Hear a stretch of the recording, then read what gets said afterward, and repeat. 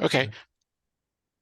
Yeah, for the benefit of everybody here, just so they know that we'll be recording this and I'll be putting it up on our YouTube channel so that people can listen to it again, or for people that want to hear what we said who couldn't make it. So just so you're aware. Yeah, I guess I'll get started now. We got 12 people good or something like that, but yeah. Yeah, welcome to all the new people and thanks for being here, and I hope you find this interesting. There is an extended write-up that goes into great detail over what I'm going to be talking about. I don't think I'll be able to touch on all of that stuff. I probably won't, but the core of the topic today is kind of an assumption, I'm going to be asserting or claiming that the major Western moral theories are what they are or have the character they do, and largely because of the fact that we're a dioecious species, meaning we're divided into male and female, and that these different theories actually have the shape they do partly because of that fact. And I am talking about biological sex here, not gender. Gender is a social construction, which is something that rides on top of the biological stuff. Although I'm sure there are some people who think that even biological sex is a social construction. And I talk a little bit more about that in the appendix to the write-up, because actually there are some serious points, controversies there. But I'm going to be assuming that for the most part, that there are, as an old joke goes, there are two kinds of people in the world, males and females, okay? And a lot of other things will depend on that. This is not a discussion, by the way, about whether any of these theories that I'm going to be talking about is the correct theory. It'll be to some extent a comparison of the theories, and I'm going to be talking about certain features that describe these theories, and then show how these features seem to correspond to this biological split that describes human beings. Why it is that way. Some of this may be obvious to some people. To others, I think it's, to some people might find it would find it controversial, but I'm not sure. But if you don't have to agree, by the way, with anything I say, and during the discussion points, you're welcome to come out and say you think this is wrong, and please tell us why, though. All right, so let's get started. The four theories I'm going to be talking about are utilitarianism, Kantianism, virtue theory, and moral sense theory. These are the theories that are sometimes taught, well, at least the first two, sometimes the third, and less often the fourth, are talked about a lot in introductory to ethics classes in most college or English college courses. At least they were when I was there. I think it's still true, because most professional moral philosophers tend to align themselves with one or another of these theories, especially the first two. Virtue theory is a distant third, but I think there was a survey done a few years ago in which like 1,000 or so professional philosophers around the world were asked about where they stood on various controversial questions like free will, determinism, and so on. And one of them was which moral theory they were most aligned with. And the top two were utilitarianism and Kantianism. And they were running neck and neck in terms of, I was a little surprised because I often hear more, it seems like, consequentialist or utilitarian slants when I read articles by moral philosophers, slightly more than I hear Kantian slants. But it turns out that although they're running neck and neck, there's slightly more Kantians than there are utilitarians in the world, at least according to the survey, although it might be statistically insignificant difference. But they are running neck and neck in terms of how many there are who identify with one or the other of these theories. A distant third is virtue theory. It's still there. It goes back to Aristotle. It's one of the oldest theories, but and I'm leaving, as I said earlier, I'm leaving out divine command theory because that probably is the oldest. for reasons which I already mentioned. So virtue theory comes in third. It's like, yeah, it's still alive and well, but it doesn't get a lion's share of the attention. And even further distant, if it sometimes is moral sense theory or something like moral sense theory, even that term moral sense theory is not very widely known, or at least not widely even discussed, but it's there. And I'll point that out later. In fact, I might be saying more about that theory than some of the others because of the fact that it's less well known. And I think undeservedly so, because I think it's actually much more important to at least understand what it is and see its why it's relevant, even if there may be a good reason why utilitarianism and Kantianism are up there as 1 and 2. Okay, so that's the overall topic. So in order to proceed, I need to say something about these theories, at least have a brief review of them for people who aren't already very familiar with them. And I'll start with them in pretty much in the order in which I remember them being taught in college introductory to ethics classes. Almost all the time, people start with utilitarianism. I used to wonder why, but it's and I guess my guess is that because of the four, it's the one that's the easiest to understand, because it first of all, a moral theory. What is a moral theory? It's an attempt to give an explanation as to why or how it is why we judge things the way we do. How do we go about deciding what's good or bad, right or wrong, acceptable or not acceptable? That's what a theory, and each of these theories offers a different picture of how that we come about those judgments. Utilitarianism has I think the easiest to understand of the four, at least, and that is because it's simply saying that pleasure, joy, happiness, these positive things are good, and their opposites, pain, suffering, unhappiness, are bad, and that the right thing to do is always to do that which maximizes or the most those positive things and or minimizes those negative things for the greatest number of beings or entities that can have the capacity to experience these things. This means sentient beings that are able to experience pain and pleasure. So this one of the first major utilitarians, Jeremy Bentham, would have certainly included animals because they are sentient, and he's famous for having made that point. And in recent times, Peter Singer has picked up where Bentham left off on that and used that to expand more moral concern to other sentient beings, the animals, famously in his book Animal Liberation. And he's been very influential. He's still alive. He's probably the most famous living utilitarian that I'm aware of. Anyway, so that's utilitarianism. It's about, and even animals and small children can understand that pain is bad and pleasure is good. You don't need to have read any. You don't need to dig very deep to understand that. Maybe, and because of that, it's probably simpler to explain to people. And it does have a superficial, at least, appeal to it. It's pretty obvious why most of us would think that pleasure is good and pain is bad. The other theories are not quite so plain and simple to explain, especially Kantianism, I think. So each of these theories, in the write-up, I try to explain the theories. I'm not actually taking sides with them, at least not on this topic, on this occasion.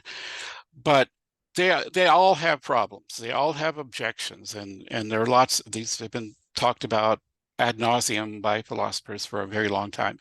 And I mentioned some of them in the write-up. And if they come up here during the question and answer section part of this, that's perfectly fine. We can talk about them more because they help. The problems with these theories also help us understand them and why, what their appeal is and what their limitations are. So first I want to just describe the theories, and we can come back and talk about what might go wrong with each of these theories. The other theory, Kantianism, by the way, the utilitarianism is a form of a larger class of theories called consequentialism. And a major distinction among consequentialist theories is that they judge the rightness or wrongness of things by what happens afterwards, by the consequences. They're not especially concerned with what happens before the action, or at least what is motivating the person. It's what the results are that determine the rightness or wrongness of something. Kantianism is opposed to that quite adamantly. It believes that it's not consequences that determine the rightness or wrongness of something, but the will or the motivations, or what Kant calls the maxims, or what's going on in your head when you act, that determines whether or not it is right or wrong. His reasons are that we don't have control over consequences. The world might decide not to cooperate with your intentions, in which case you might still be doing the right thing, or trying to do the right thing, but the world doesn't cooperate, so the consequences don't work out the way you want them to. You still did the right thing if your motive was correct, if you were moved by the right things. So consequences don't matter to him. This leads to some immediate problems, which I'm sure people will bring up. But that's an important part of his theory. So what is his theory? His positive theory is this, and this is that, like the utilitarians base the whole theory is based on the fact that we're sentient beings, and sentient beings, pleasure and pain is the foundation of what is right or wrong. It determines what it is. For Kant, it's not that. It's not the fact that we're sentient that is what's important about us, because we share that with the animal world. And he thought that what is special about human beings is their rational capabilities, their rational autonomy, their ability to govern themselves, to decide what they're going to do for a reason that may or may not coincide with how they feel about something, or what the consequences are, or what they're in the habit of doing, or what the people around them are doing. None of that matters to Kant. What matters is why are you doing what you're doing? Is it for the right motive? And what is the right motive for him? This is where you get into his categorical imperatives, and it has to do fundamentally with the fact that Kant thinks that we are very special beings in the universe, because we can, as he called it, self-legislate. We can govern ourselves, and he doesn't think any other item in the universe, at least as of the time he was writing, could do such a thing.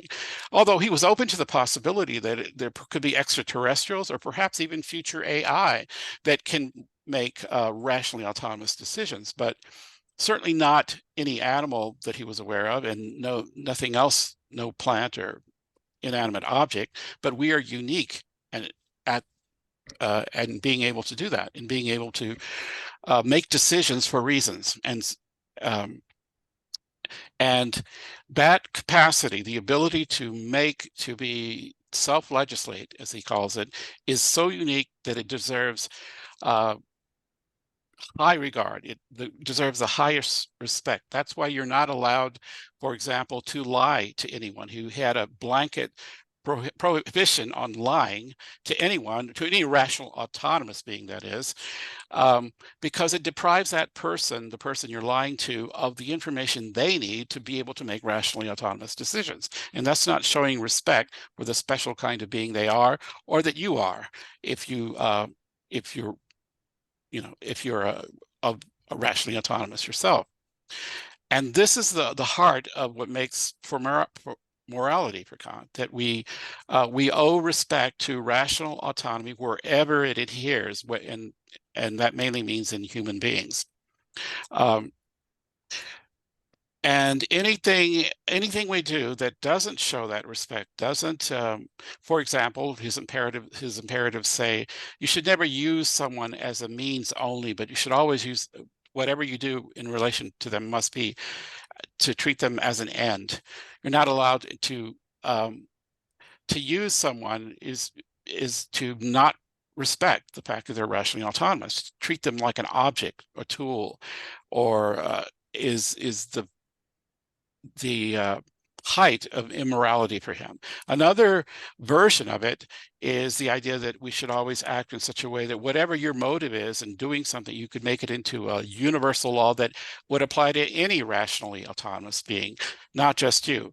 This is what prevents him from saying, ought to prevent us from making exceptions, saying that it's okay for other people to people should tell the truth, but it's okay if I lie on occasion. You're making an exception of yourself, and that's not permitted. You're not allowed to do anything that you aren't able to make into a universal law that would apply to all rational beings such as yourself. If you do, you're being immoral in his view. You're not allowed to make an exception for yourself.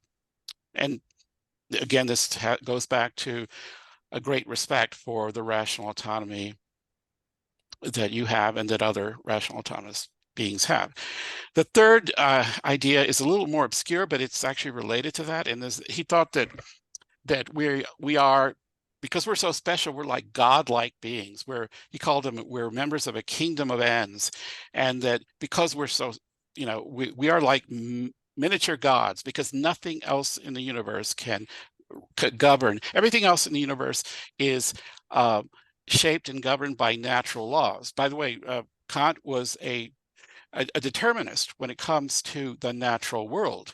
He was a dualist, and we'll explain how he can be both a determinist and believer in free will at the same time.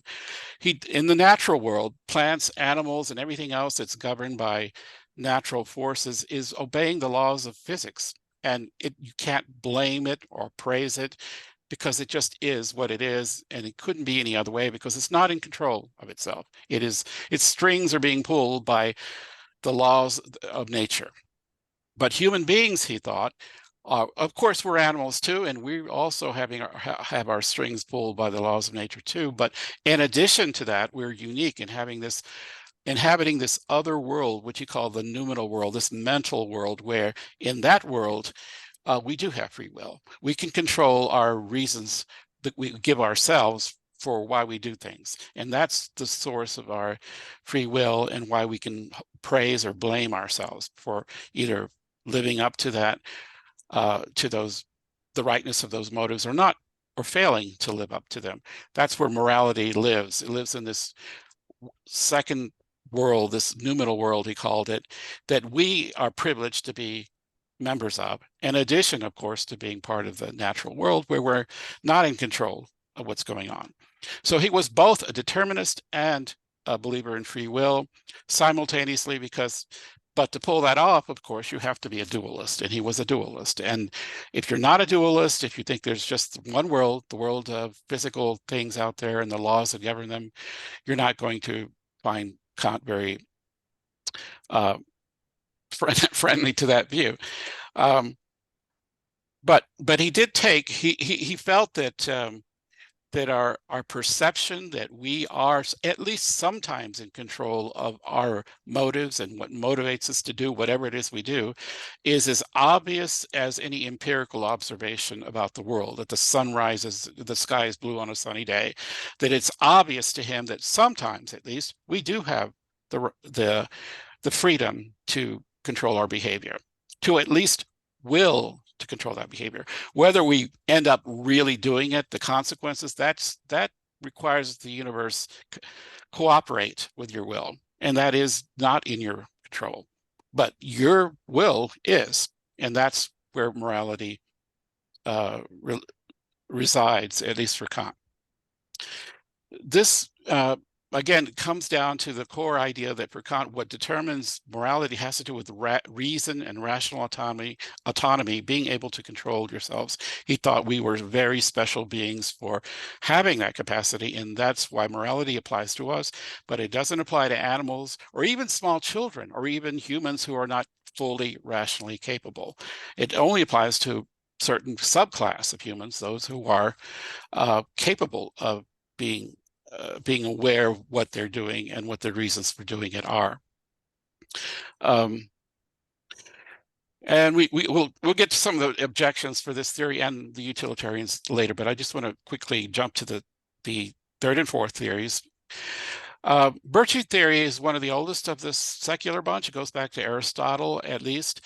And it's, but before I go there, I want to point out some certain similarities that both Kantianism and utilitarianism have.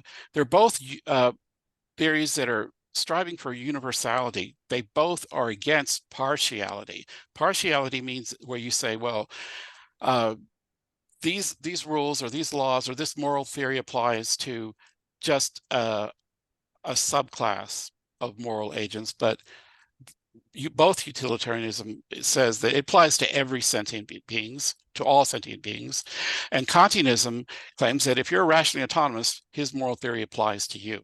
You can't sort people out into, well, this cultural group over here, morality doesn't apply to them, but it applies to this other group. Both of them are very broad they intend to, as their scope, as their range of application, to be all of humanity, and maybe something beyond the human as well, as in the case of utilitarianism that applies to sentient beings. The next two theories actually don't make that claim. So they're not out for universality. They're okay with some amount of partiality. Partiality is where you sort people out or sort out moral agents into those that are to whom your theory applies and those to whom it doesn't apply. Virtue theory, as I said, goes back to Aristotle, and it was basically it's a type. Virtue theory says that what is right or wrong is what the most outstanding, considered by your community, the most outstanding, the most virtuous people in the community that you happen to live in, whatever they do, if they're looked up to, if they're seen as role models about of behavior, and everybody around you in your community agrees with it, you should do what they do. In other words, emulate models of virtue. So if you lived in ancient Greece, you would look around to the people that in that community are looked up to and do what they do. Sort of like, it's kind of a crude way of expressing this is when in Rome, do as the Romans do, basically. That's not quite, that is an oversimplification, but that's the idea of where virtue or goodness or judgments about rightness and wrongness come from. It comes from a community. They weren't thinking of the whole human community. They weren't thinking, the Greeks even invented a term for those other people, the barbarians that from a different culture. No, morality doesn't apply to them. They're not a member of our community.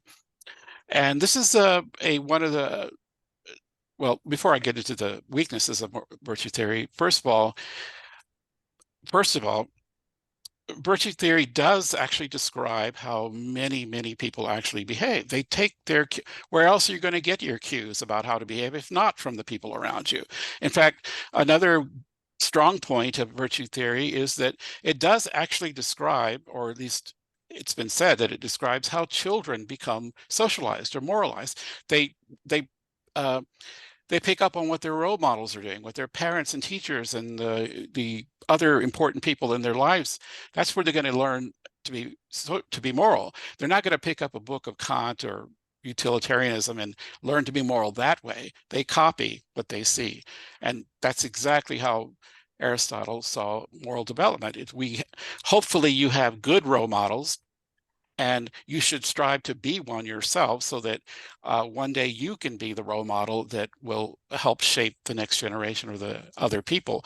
That's what virtue and excellence were for Aristotle. But it's a very domestic in the sense that it's not universal. It's culturally kind of closed. What if, and the big problems with it are, what if the culture you happen to be, or the people you happen to be surrounded by have views that you come to understand as being wrong?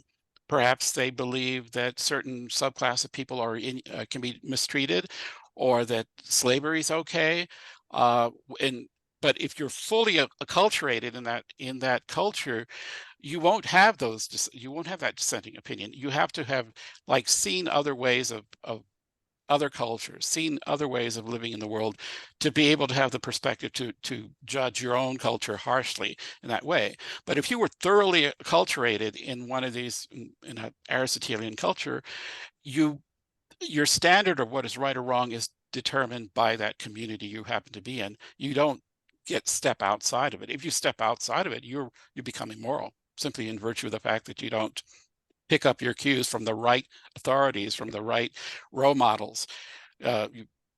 So it's one of the obvious weaknesses of virtue theory is that it's actually almost no room for reform. If you see something wrong with your community or the people you hang out with, to point it out isolates you. It makes you the wrongdoer just for questioning the accepted way of doing things. There's very little ability to step outside and criticize one's given human environment within virtue theory, at least under that understanding of it. And this is, of course, one of the problems with it. But as I said, as a practical matter, though, it does describe the reality of a great deal of how people actually do initially come to become moral. They pick up on role models, and even people who maybe know better still do that.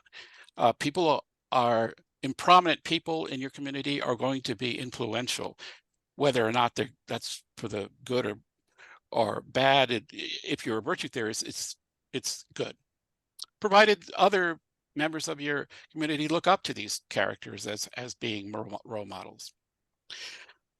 Okay,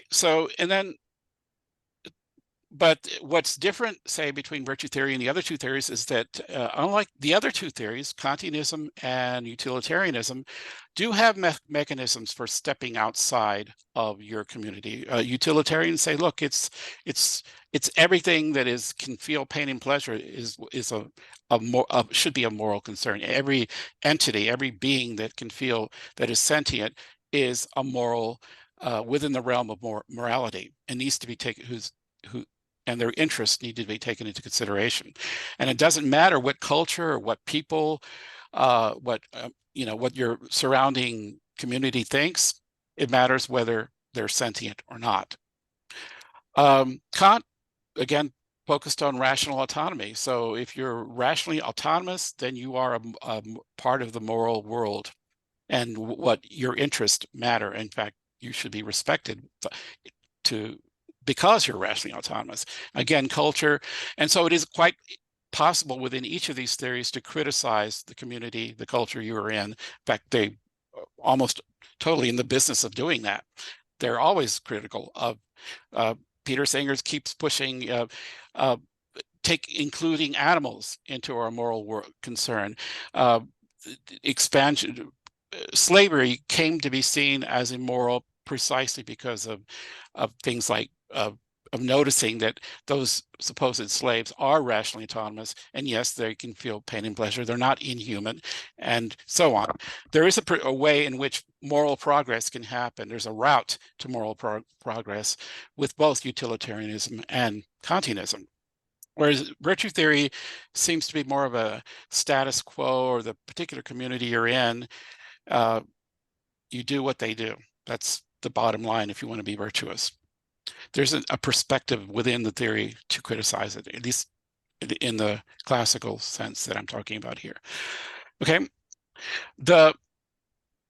Finally, the fourth theory, and this is the one I think that doesn't get nearly as much attention as it deserves, for an interesting reason, is what I was talking to Mike earlier before we all got started here about it.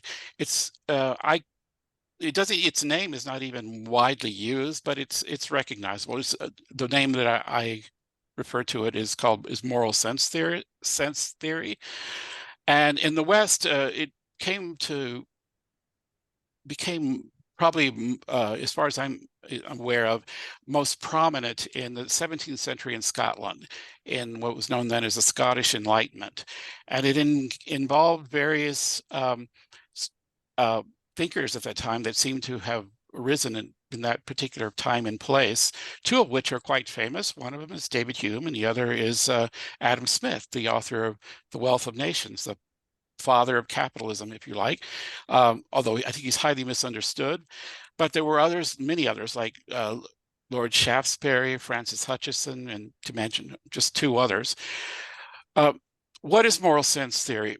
Moral sense theory is, okay, it helps to contrast it with utilitarianism and Kantianism. One thing that both utilitarianism and Kantianism share is they have a fairly pessimistic view of natural human nature. We basically will be selfish unless in everything we do, we're going to look out for number one.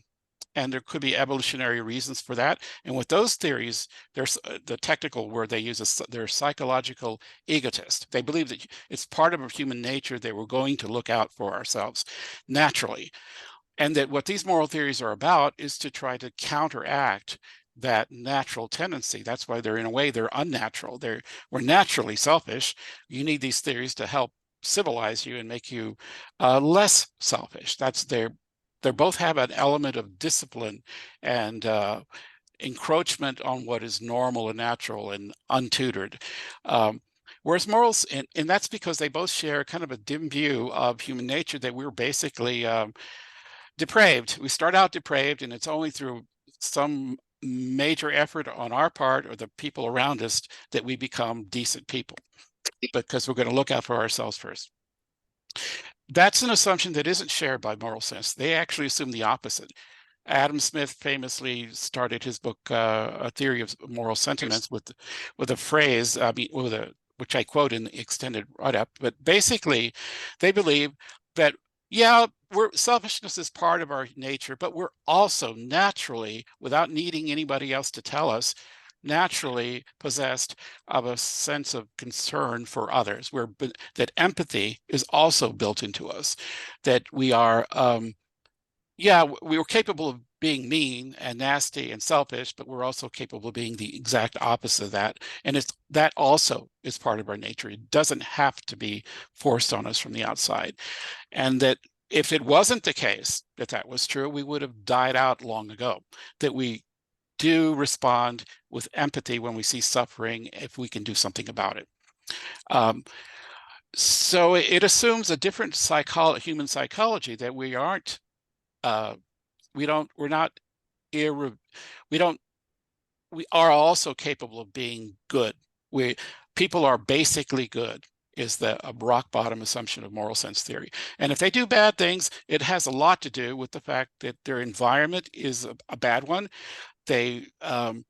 Or things that are not in their control, but well, actually not even that, but it's that, yeah, they don't deny the fact that we're selfish. They just say we're at least equally capable of being altruistic as well. So they're trying to correct this very dark, negative view that both utilitarians and Kant share, that morality is a whip to put us into shape. The moral sense theories have a much more generous view of human nature. They were quite capable, and what morality consists for them, for the moral sense theorists, is in nurturing or creating the conditions that enhance that natural tendency to want to do good. Okay, by altering the conditions we're in, so we don't feel forced or pushed into doing the bad things. We're encouraged. Our goodness ought to be encouraged. So as you can see, that it's starting from a very different conception of human nature. It wants to emphasize the positive in human nature. So and this is where we get into well, maybe I should pause here and we can talk before I to another stage of this discussion. For anybody have any reactions, questions, or comments about what I've said so far before we get into the real? Anybody? I had sort of a question, I guess.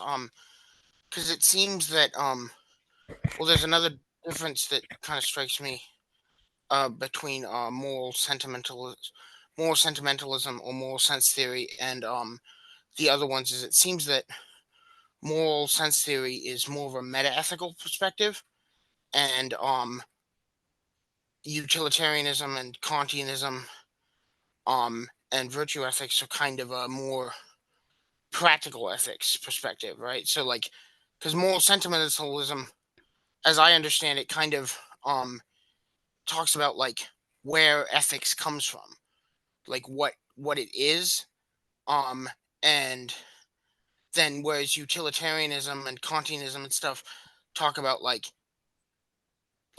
how it is that we should act ethically, right? So like how it is that we should practically act ethically, and moral sentimentalism says like where the ethics ideas come from, the meta ethical versus the practical ethics. Hmm. Yeah, yeah, I get to, I think I understand what you're saying is that the two but I'm going to refer to them as rule-based theories. That's Kantianism and utilitarianism, because they do what they both do is they try to create this formula that if you just follow this formula, then you'll be okay. You do the right thing. Whereas the other two theories don't have a single rule that, like virtue theory doesn't have. That depends on what you could have multiple rules, depends on the community or society you're in. Uh, but I wouldn't say that moral sense theory is a meta ethics, although I understand because it seems to assert that we're naturally a certain way. It's describing human nature to be a certain way, and that so they don't think, for example, a moral sense theory theorist doesn't think that well, they do have an imperative. They're recommending that we look at things this way in order to make people more moral. But they have a program, a moral program. It's considerably weaker. That part, I think you're right about that. That it does. It is weaker than the utilitarians or the Kantians, because they have this one rule to rule them all. Like Tolkien's ring, and moral sense theory and virtue theory don't have that single monolithic uh, rule that you're supposed to follow. But moral sense theory does make recommendations. It does have a program. What its program is that we're basically good people. But we also do bad things, and people, even basically good people, sometimes do bad things. And what we need to do is restructure the human environment to minimize the conditions that make those bad things happen. Uh, for example, I mean, some obvious examples would be extreme poverty might cause you to want to steal, become a criminal. Well, why do we have extreme poverty in the first place? Can't we do something about it? And so on. There is a program that's built into it to change the world, to make people better. So it makes recommendations on how we live, or how we should expend our energies. So it's normative, is what I'm trying to say. It's not descriptive. A meta ethics is by its nature descriptive. It's just saying this is the way it is. Okay, take it or leave it. But all these theories are normative in the sense that they were making suggestions, and sometimes very strongly, as in the case of utilitarianism or Kantianism, and sometimes somewhat more subtly and more indirectly, as in virtue theory or moral sense theory. But they don't definitely have an agenda, a plan, to make things better. So that, I mean, I think I understand I think what you're saying is that one of these, that you're right about this, that both Kantianism and utilitarianism are rather severe in discipline. In fact, they're going to be so severe that I'm going to talk a little bit later about why that's a problem. But anybody else have a? Robert's got his hand up, and I've got my hand up. Robert, you're first. Thank you very much. Yeah. Victor, of the four theories, which one do you think is most applicable to current culture? Let's say the people who go to the Davos meeting. What of the four of the people who are running the world is the dominant theory, do you think, the most in vogue? Not philosophers, but the people in power. The people running the world. Yes. None of them. I don't think those people that are running the world are, frankly, I think all these theories would be very critical of them. Yeah, for different reasons, but still. But if you want to, well, maybe if we, yeah, when we get into the problems of these theories, maybe this will be clearer. Okay, a short answer would be this. No, I don't think that the people running the world are actually utilitarians, that they're really thinking that every sentient being is the of the greatest, as Bentham put it, everybody in a strict utilitarian world believes that everybody counts for one, every sentient being counts for one, and none counts for more than one. I don't think you can be in that position if you're in such a powerful position. You must have clearly preferred some people over others to have gotten there. So I don't think that is a friendly position for someone running the world. Kantians would say that you're not supposed to use people to achieve your ends. And I think that is pretty easy to find a criticism of people in power who do that often to get that into power. Virtue theory, well, possibly if you narrow your community to be only the community of billionaires and millionaires, and whatever they do is virtue, and whatever the other people, they don't count. I suppose that that's one of the weaknesses of virtue theory, that it is, because it's so parochial, and you can perhaps make any community a virtuous one if you just don't look elsewhere. A moral sense theory is well, actually, that's a good point. Adam Smith, who wrote The Wealth of Nations, who was a moral sense theorist, and is sometimes credited with being the father of capitalism. Most people who are real capitalists probably have never read his book, but he probably would roll over in his grave to hear what nowadays is called capitalism. Because this was Smith's motivation. He may have been wrong about this assumption about human nature, but it wasn't his wrongness was the fact that he was just too generous. He actually thought that the only good reason why anyone would want to amass wealth is so they can share it. I mean, what's the point of having all this money if you're not doing good for other people? Any other motive, like hoarding it or building it up, is immoral, because it shows no concern or this fellow feeling or benevolence. Remember, that was his core principle. And the reason why he thought at the time that that government, in The Wealth of Nations, for example, he does criticize governments for interfering in his view was leave people alone, because he believed that left to their own devices, people are basically good. They will strive to do the right thing. It's a very optimistic view, but it's a perfectly moral sense theorist view. He may have been wrong that in fact applies to the real world. In the real world, leaving people alone, they won't do the right thing all the time, and they won't put the well-being of all people. That won't be the center of their concern. It's going to be themselves and those people they care about. And that world could be a very small world. That's not what Adam Smith had in mind when he defended capitalism. He defended it because he thought that people left to their own devices will be very productive, produce great goods, and willingly, openly. In fact, the reason why they would want to amass wealth in the first place is to give it away.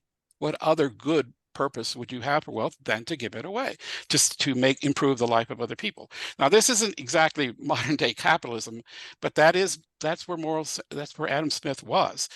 So I don't think that even moral sense theorists would think very kindly of people who are in such powerful positions. Anyway, I'm sorry if I went on that. Elizabeth, you had your hand up? Yeah, I was just going to say, do you know what they attribute the source of morality to be, those four theories? Because virtue theory would seem to place the source of moral sense externally. In other words, you're emulating people but not really feeling it necessarily yourself. But then the person you're emulating has got to get it from somewhere. So it becomes a bit circular. the moral sense theory is more open, I think, to an intuitive, personal kind of conscience. But we also know that that conscience is very vulnerable in terms of mass formation and being part of a pack and changing how you act and how you think in order to fit in. And so is there a neat answer to that in terms of external, internal for the four theories? Well, the two first theories, the rule-based theories, utilitarian, have a very clearly stated standard of what's right or wrong. But the virtue theorist, okay, for Aristotle, he said, I didn't mention this earlier, but to be truly virtuous for Aristotle, you have to be thoroughly, in other words, your virtues have to be thoroughly part of your second nature. You must literally be fully engaged in it. You can't be pretending to be good. For example, he said young people, in Aristotle's view, can't be virtuous. They can behave virtuously, but they can't be virtuous because it takes a lifetime to control your instincts, your impulses to the level that you become virtuous. And so basically, young people can be virtuous, can behave virtuously, but they aren't there because they're still struggling with themselves. If you're struggling to be good in Aristotle's world, you're not there yet. You have to get to the point where it becomes second nature to you. And this could take a lifetime and may never happen for some people. But it is strongly, it's a character building thing that takes literally a long time to become virtuous for Aristotle. So, and you have to be like by the time you're there, if anybody ever gets there, you're an outstanding model for other people in that community. So that it's not like you can just become a virtuous person in Aristotle's view overnight. It's a process. It's a process of being deeply enculturated in a particular world where you no longer have any doubts about your own control over that you're able to control your impulses. He had in mind, of course, other things like, for example, a virtuous person for Aristotle was someone who famously could get angry, but not too angry. The right amount, the so-called virtuous mean, or fear, for example. He thought that fear was a vice. If you're afraid, you're not there. You're not virtuous. On the other hand, lack of fear was also a vice. That's stupidity. Jumping off cliffs. The right amount of fear is fear that's tempered because you understand the way the world works. There are times when it's right to be fearful, other times when it's not. It's cowardice, and figuring out that golden mean is very hard.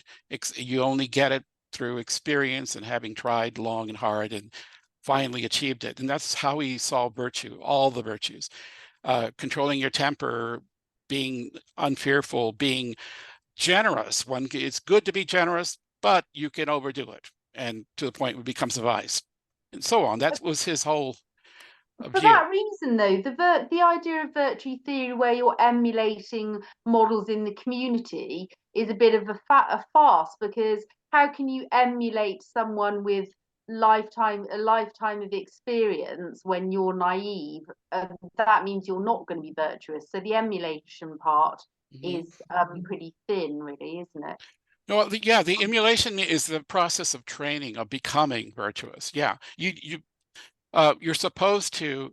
He assumed that we don't all come out moral from the start. We have to be trained to become moral, and the only way we can be trained is by learning by emulating these role models, and it doesn't happen overnight. You have to literally brainwash yourself into believing this person is good. I'm going to do what they're doing. In the beginning, even if you successfully control your behavior, to the extent that it's a struggle for you, that you're doing the right thing, but it's hard for you, you're not there yet.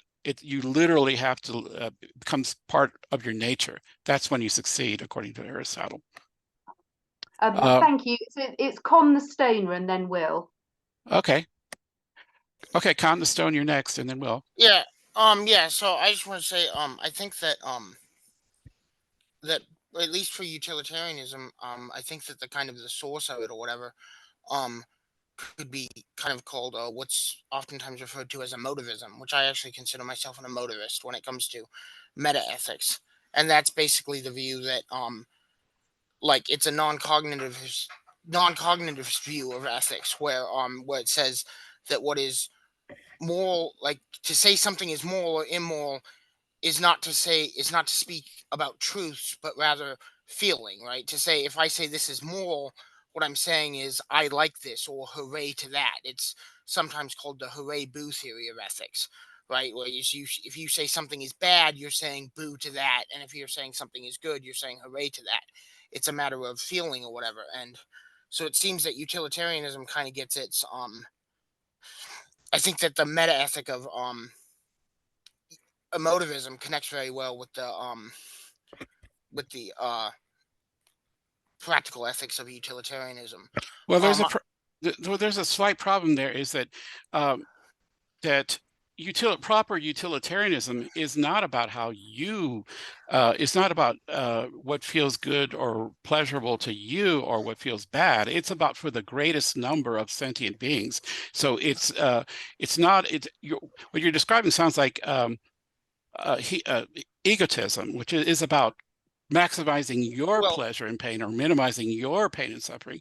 A utilitarian is thinking about all sentient beings. But go ahead. yes, but what I would say is that that's kind of the difference, right? So you could say that ethics comes from that sense of feeling, right? From how we feel about things. Yeah, But then when we talk about like how to practically behave in society, right, we have to consider the maximizing of good feelings, basically pleasure, and the minimizing of bad feelings, basically pain. So like it's utilitarianism would speak to a broader social ethic, not just the individual, and it would base that broader social ethic on maximizing the hoorays to the booze, you know? right, right. Yeah. Yeah, that's utilitarianism, except that I don't think it's unique to that. I think Kantian and all these other theories do the same thing. They want that, whether they succeed or not, but they all want to make us better people and society in general better. I mean but the utilitarianism has a specific way of doing it. It quantifies things. You use the words maximize and minimize suffering, and there are problems with the quantification of ethics that we can get into in a moment, but I'm going to let Will go ahead. Thanks, Victor. Thanks for this meeting. Really enjoying it. I just wondered if you could clarify something. I'm relatively new to philosophy. And when I first heard of Kant's categorical imperative, that in the scenario that somebody knocked on your door, for instance, and said, "Where are your family? I want to shoot them," you cannot lie. And I immediately dismissed it as just so absurd and ridiculous. The guy must be crazy. And why would anyone even contemplate such, Yeah. absurdity? But now, listening to you, I'm wondering if perhaps this was with the presupposition that everyone was behaving morally. So is there a context for this? You must not lie in any situation. You may not know, but I'm thinking perhaps there was a context that everybody's being moral, so then nobody lies. But of course, if not everybody's on the same page, you'd be entitled to lie, one would think. Yeah. Yeah, well, I'm glad you brought up, because now that's a segue into the problems with these theories. And what you just brought up is one of the major problems with Kantianism, and we'll talk about the problems with utilitarianism too, and the other theories as well. But since you brought up the lying thing, yeah, that wasn't a famous example which Kant himself brought up in his own. It wasn't someone else. He brought this up as a challenge to his own theories. The way, if I recall correctly, he imagines that somebody with an axe knocks on your door, and they tell you they want to know where so and so is, an innocent person, and because they want to kill him. And suppose that you know where this innocent person is. Well, right off the bat, and let's assume, to keep the case clean, that you yourself aren't in any danger. You could lie or you could tell the truth, but either way, you're okay. But this third person, this innocent person, will suffer consequences if you tell the truth, or likely would. Okay, Kant said that even in that extreme situation, you're not morally permitted to lie. Now, how do you explain that? What does that mean? Well, first of all, Kant would say we're assuming we're talking about a rationally autonomous person, the person knocking your door. If you have good evidence, if they're a child, for example, you can do, or if they're clearly insane, they're not, and you have good evidence for that, no, you're not required to tell them the truth. But assuming that that you have no reason to believe that they're insane, that they're a child, that they're in other words, they're capable of making decisions, rational decisions, then you are required to tell them the truth. And his response to that case was that, well, if you tell them the truth and then they go out and kill an innocent person, that's on them. They did the wrong thing. You didn't. You did the right thing. You told the truth, showed respect to a rationally autonomous being. The fact that they went and did something evil with it is their crime, not yours. Now, of course, this doesn't sit well, obviously, for a utilitarian, because they're going to say, yeah, but you enabled them, you helped them. So utilitarians don't have a rule about that it's always wrong to lie. Quite the opposite. They're okay with lying so long as the consequences can be maximize the greatest amount of pleasure and joy and happiness, or minimize suffering and pain. So they would say, of course you lie to the person if you in that situation as described, because that would have the best consequences, assuming that you yourself aren't in any danger. So this is a genuine challenge to Kant's theory, but you have to understand why it is he thought that lying is never acceptable. Again, assuming the victim of the lie is a rationally autonomous being. Now, this probably doesn't convince strong utilitarians, because it seems like you're aiding and abetting a horrible thing. How can that be the right thing to do? But Kant would say that again, he would also say this, that what actually happens as a consequence of your telling the truth to this guy, this axe murderer, is not entirely in your control. The world is governed by natural laws. For all you know, this guy might trip and axe himself accidentally and never kill the person even though he intends to.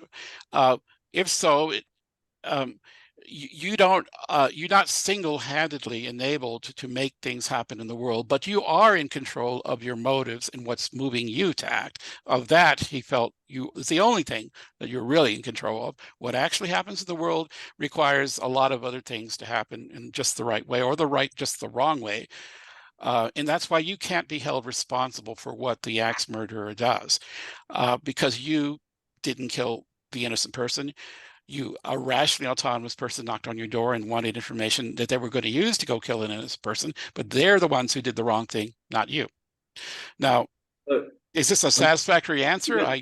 Go ahead. Yeah, no, well, I'm thinking it may have been quite a silly question in hindsight, because I don't know if he cited such a situation where somebody had malintent. Because if he did cite a situation like somebody knocking on your door with ill intent, then that's self-explanatory that, yes, he was using it in the context of a world where people have bad intentions. So I was maybe a silly question, but I thought perhaps he never mentioned that particular scenario. Mm-hmm. And this is something that was like pop philosophy, and people were often running with that, mm-hmm. with that extrapolation. Yeah. So I don't know if that was the context that he meant people with actual bad intent, or did he mean in a perfect world where nobody really had bad intent? I'm guessing he did mean if they had bad intent, you still could not lie. Yeah, even if you knew his intent was bad, you're not supposed to lie. Let's get back to what's wrong with lying from Kant's perspective. When you lie to someone, you're basically not showing respect with their rational autonomy, assuming they have any. You're also using them to accomplish an end of your own, and that violates the first category. You're basically deceiving them. You're treating them like a runaway trolley, to speak. They're not in control. They're an object in the world that you're trying to manipulate to some in some direction, which may be a good direction from a consequentialist point of view, but still you're using a rationally autonomous being as though they were an object. You're treating them like a natural, like a tornado, a non-rationally autonomous. It's disrespectful. Okay. Right. Okay, all this assumes, of course, that they are rationally autonomous. If they're insane or something, or they don't know what they're doing, that's a different story. Wow. That's what he would say, anyway. Fascinating. Thanks. Yeah. Okay.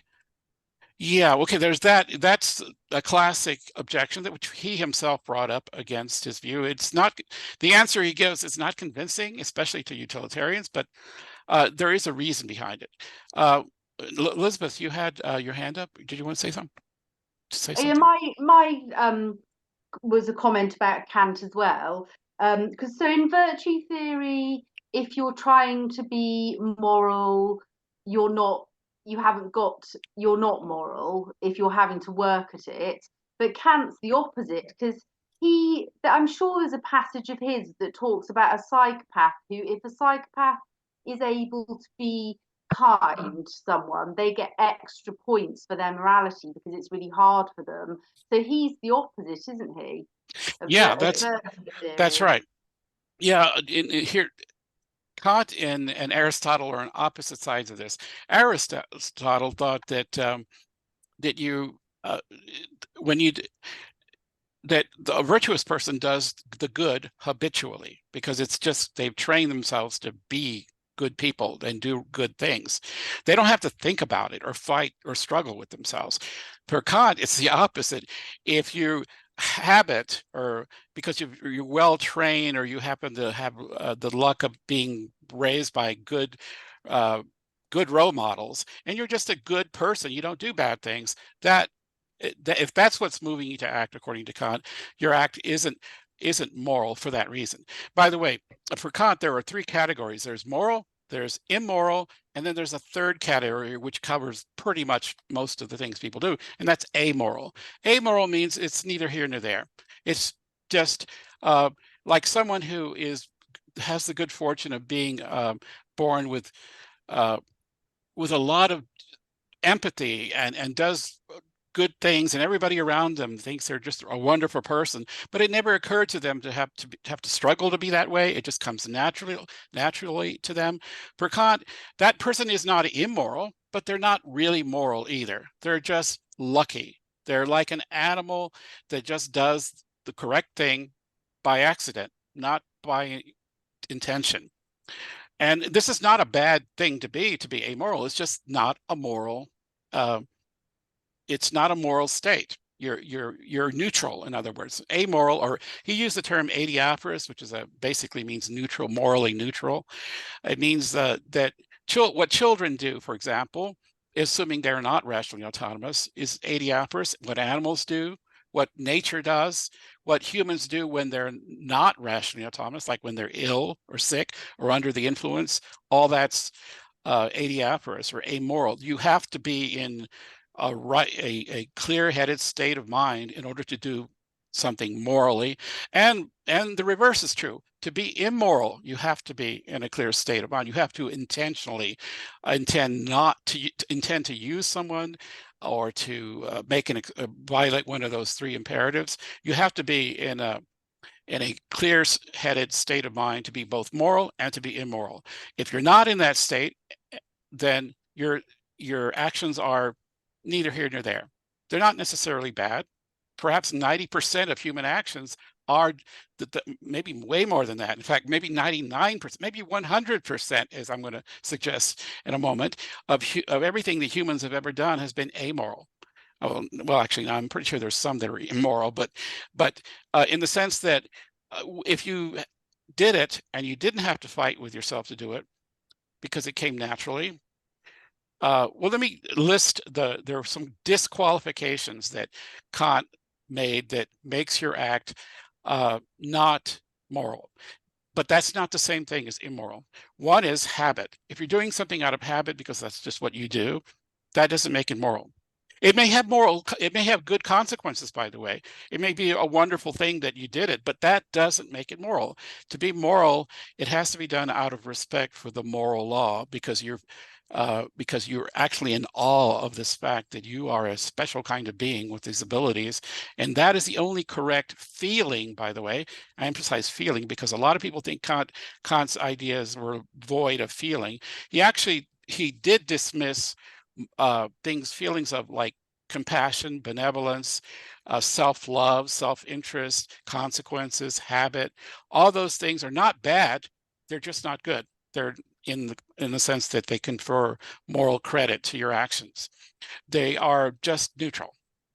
Sure, it's a good idea to develop good habits, but maybe if your intent when you decided to train yourself to become habitually good was done out of respect for the moral rational autonomy of human beings, that might have been a moral act. But what you do after the fact, after it becomes second nature, is automatic. You're operating on cruise control. If you're doing things on cruise control, you're not being moral. You're not being immoral. You're just there. You're an object in the universe obeying certain laws that you created, perhaps initially, just like animals who behave instinctively. So he disqualifies, and here's a serious problem with Kant's view, and in fact, I think it's the most serious. I think Kant's moral theory as a whole is a very important theory, but it does raise a real serious puzzle. When you read him, he actually disqualifies a whole bunch of motives that if you really disposed of all the things that humans do for those reasons, what would be left? It seems like nothing would be left, because maybe 99, if not 100% of everything we do is done either because we're afraid of the consequences or because we feel good about doing that. Feeling like compassion or empathy for someone, or because it's become habitual for you, or all those reasons don't make your act moral. If that's the major motivation in what you're doing, then that act isn't moral in the Kantian sense. But you have to remember that doesn't mean it's immoral. It's just not in the game of morality. You've become sort of like a natural event in the natural world. You're being governed by preconditions. You're not actively, consciously doing it for the right reason. At the moment you act, you're acting out of habit, fear, self-interest, or benevolence. All those are fine and wonderful things, but not morally so. Maybe they're aesthetically wonderful, but not morally so. That's Kant's view. Now, what is this? And Kant himself in one place says he's aware of that this is a pretty steep, pretty demanding morality, in which you're going to say that not once in the whole history of humanity has there ever been a single moral act. That's like a pretty major claim, but that seems to follow from his the way he explains and defends his view. The only thing that would make an act moral would be if you're doing it because you're somehow inspired by this abstract principle that he calls a categorical imperative, that our rational autonomy or consciousness of it just fills you with awe, and that's why you're behaving the way you're behaving. That seems so abstract, so far removed from what motivates most people to do most things, that it's easy to imagine that hardly anyone has ever done anything good by Kant's standards. It's I'm not saying it could never happen, but it does seem to set such a skyscraping standard that almost no human act ever qualifies. And that's pretty, I call this I call utilitarianism and Kantianism as hyperbolic theories, hyperbolic in the sense that they make exaggerated, skyscraping demands on you if you take them seriously. Most people don't take them that seriously, but if you were trying to, the demands are simply beyond any human capability to pull them off dead seriously. So is that a problem with this theory? Well, and by the way, Kant was aware of this. He was well aware of it. That's why he said that maybe not once in the whole history of the human race or he didn't say these exact words, but he implied it, has there ever been a moral act by his standards. So you have to ask, well, if these theories are hyperbolic or extremely skyscraping, exaggerated playing demands on us, how is that supposed to be, you know, useful or you know, I'll talk more about that in a moment. But we have Mike. You have your hand up. You want to say something? I'll try. I was just trying to so it seems like there's an avenue to possibly unify moral sense theory and Kantianism. If moral sense theory, if we accept that it's maybe that's 99% of our actions are just good. We feel good about them. We care about other people. We're doing it by default, though. 1%. How about if then 1%? We're saying, oh, we're really doing a moral act in the Kantian sense. We're saying, oh, you know, I'm going to think about this and deliberate and follow the imperative. And okay, so in a way, there's a kind of I see a way of unifying these. I don't think I'm the first one to think of it, but it just occurred to me, and that's all. Oh, I'm sorry. Would you repeat? What was the way of? Maybe I missed it. What is the unifying principle that connects these theories? What is it? Well, let's yeah. I guess I was just jotting this down, but okay. Suppose 99% of what we do would fall under moral sense theory. Okay. 1% under Kantianism. You get 100% that way. So I mean, this way both the theories could be unified. If you accept that moral sense theory is just kind of done by default, that we're just good. I mean now, and then there could be some special scenario where okay, my usual theory, my usual moral sense default doesn't work. I'm going to do I'm going to sit and think and try to cash in on the categorical imperative. So that just occurred to me when you were talking, but I don't know. I can't have been the first one that came up with something like that. Right. Well, in my opinion, the deepest problem with Kantianism, and by the way, I do consider Kant a great philosopher, and I think this theory is extremely important. I'm not dismissing the theory, but you have to admit, it's extremely demanding. It's so demanding that you have to wonder whether he's talking about addressing human beings at all, because human beings are not motivated by respect for abstract principles like like his categorical imperatives. I don't know what percentage of the time, but I do know that most of the time when people act, they're not acting for that reason.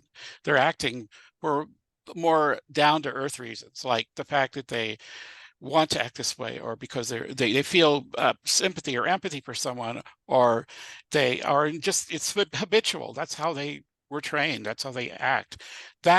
Or they're acting out of fear of what happens if they don't act that way, consequences. Or they're acting because this is enjoyable for them. It's self-interest. But all those motives, which I just listed, are dismissed by Kant as being legitimate moral motives. So if you dismiss all that, what is left?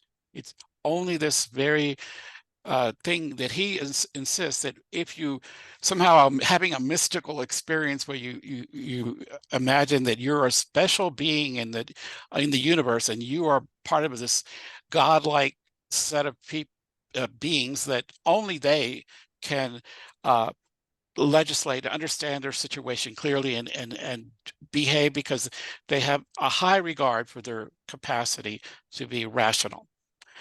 That is the only legitimate motive that makes an act moral, according to Kant. And that's a pretty arcane idea, it seems to me, as far as the real world. But so it's why I called it hyperbolic, or highly exaggerated demands on human beings. So then you have to ask, well, why bother with Kant? I mean, he seems so, up there in the sky, so skyscraping as to not apply to us. Well, I'll get to that later. But Les, you have your hand up. Go ahead. Thanks. I'm just mindful of the time. I think we were going to finish at 11. I was particularly interested in your idea that the people in the two different sexes are partial to one or two of the particular moral theories. Are we going to get that today? And what time Yeah. are we really going to finish at 11? What time is it now? It's 10:15, 20 past 10. Okay. Okay. Maybe this is too much, but okay, I'm going to try to jump to that in a moment. I was going to talk about the problems. I just talked about the problem with Kantian, but there are some serious problems with utilitarianism too. And we talked about some of the problems with virtue theory. Okay, moral sense theory is the one I haven't. I need to mention what its problems are. Or, well, maybe I'll leave that to the very end and talk about what you just brought up. What does all this have to do with biological sex, or the fact that humanity is composed of women and men? And it actually does relate to the hyperbolic character. And if you look in the write-up, there's plenty of reasons spelled out. It has to do with the fact that men overwhelmingly, and this is not controversial, criminal are basically the people who do all the murder and mayhem in the world. And they've been doing it forever, since prehistoric times. There's no doubt. You talk to criminologists, it's men who do all night, most of the bad stuff in the world. So they need morality and with greater urgency than women do.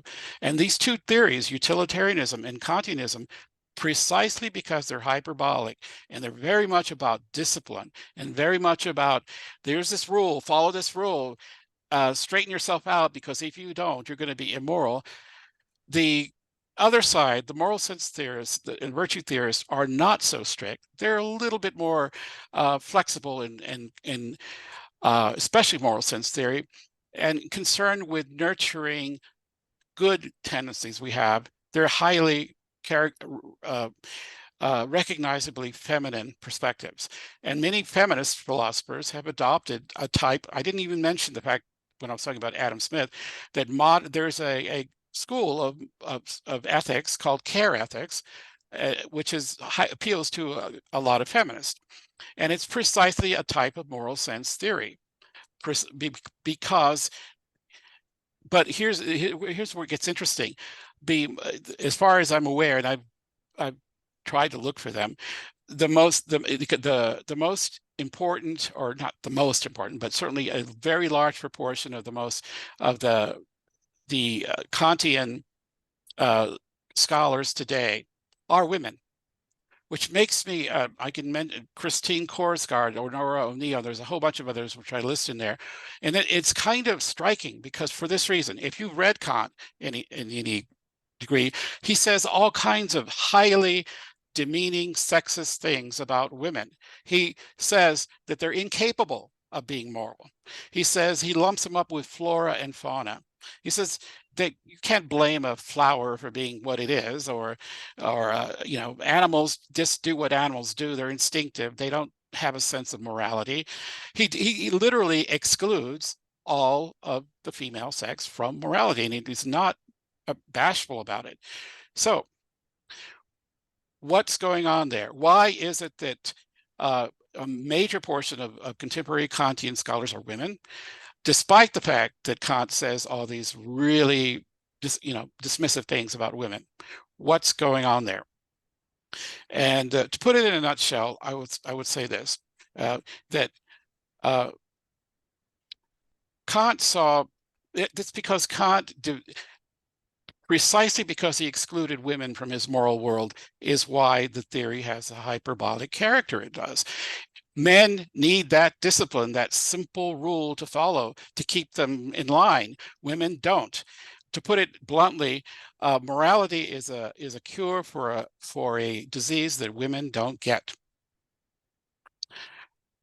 That explains the hyperbolic character in Kant's view. It also explains why utilitarianism is also number two, because it also has very demanding requirements, whereas virtue theory, to a lesser extent, and especially moral sense theory, is much more about shaping people with a hope and assumption that there is something good there that can be made better, as opposed to controlling unruly behavior, instincts, and impulses, which are very common, especially in male. And look at the statistics, the criminal statistics, which are in the write-up. It has never changed. It's always been men who've been doing the vast majority of the behavior that needs to be morally domesticated. So it's not surprising that these two major theories would get the attention they do, because it's more men who need this kind of discipline than women do. And it's not that women can't do those things, can't be immoral. It's that they're less inclined to, for probably natural reasons. Men are essentially biologically risk takers. This is not necessarily a bad thing. Back in 1995, I believe, it was a woman named June Stevenson who wrote a book called, and the title says it all. She was a Stanford psychologist and economist. The title of her book was Men Are Not Cost Effective. And when she looked into the statistics of how much it costs society to have a man in it, a boy or a man, versus how much does a girl or a woman cost society in terms of the amount of resources that go into the penal system, the justice system, the regulatory, or the systems that cost society vast amounts of money to keep largely men in check. 93% in the United States, and this has been verified worldwide, of the people incarcerated are men. Is that an accident? No, it's part of male nature to be risk-taking, to push the boundaries of any restriction. Now, you could say, and she does say, by the way, and this is not necessarily a bad thing. A lot of good has come from the fact that men have taken risks and gotten themselves killed, and for every one Columbus who comes back having discovered the New World, there must have been 100 who disappeared at sea and their bones are at the bottom of the sea. Men, the evolutionary sociologist Roy F. Baumeister studied this in animal populations as well as people. And one of the most interesting stories that comes out of in the human populations is the sociological studies that were done on what happened in the Titanic, the famous Titanic disaster. He argues that there is an instinctive, he says that there's an instinctive understanding, especially when push comes to shove, when there's no opportunity to discuss things around the table and say, oh, who's going to survive? What happened during that disaster is that the minimum number of, the number of lifeboats that were available were reserved for women and children. And there was a very, very striking hierarchy in who would get those lifeboats. And no one sat down and discussed it. It was like everybody understood this is how it was going to be. And there wasn't time to vote about it or haggle about it. This was understood by everybody, the men and the women alike. Young women, children are the most valuable members of a given population if it's under threat of extinction. So they get in the lifeboats first, followed by older women. It's called the grandmother effect. Older women are also valuable because they're helpful for the younger women to help regenerate the next generation. So they're going to be the next valuable, followed by younger men.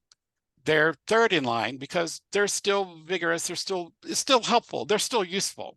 And of course, the least valuable are the older men. People like us, Les. We're at the bottom of the barrel. We're not going to reproduce, make new, as he put it, one womb is worth a dozen penises. It's important to save the women first, then the older women, then the young men, because they're often useful. Old men, they're discardable. He sees this pattern in animal populations too. When their community's under a threat, this is how it works out. And everybody sort of understands this. It's not like you have to. There was an interesting story of a man who tried to pull a woman and child out of the lifeboat to save his own skin, and he was forcibly removed by everybody else out. And they didn't try to discuss. By the way, he was a very wealthy person, and the person he was pulling out of the boat was one of the, I think, workers on the on the boat, one of the chambermaids. So it wasn't about status or class. It was about biological necessity. Everybody understands that when push comes to shove, women are more valuable, even older women, than any man is, to the preservation of the future community.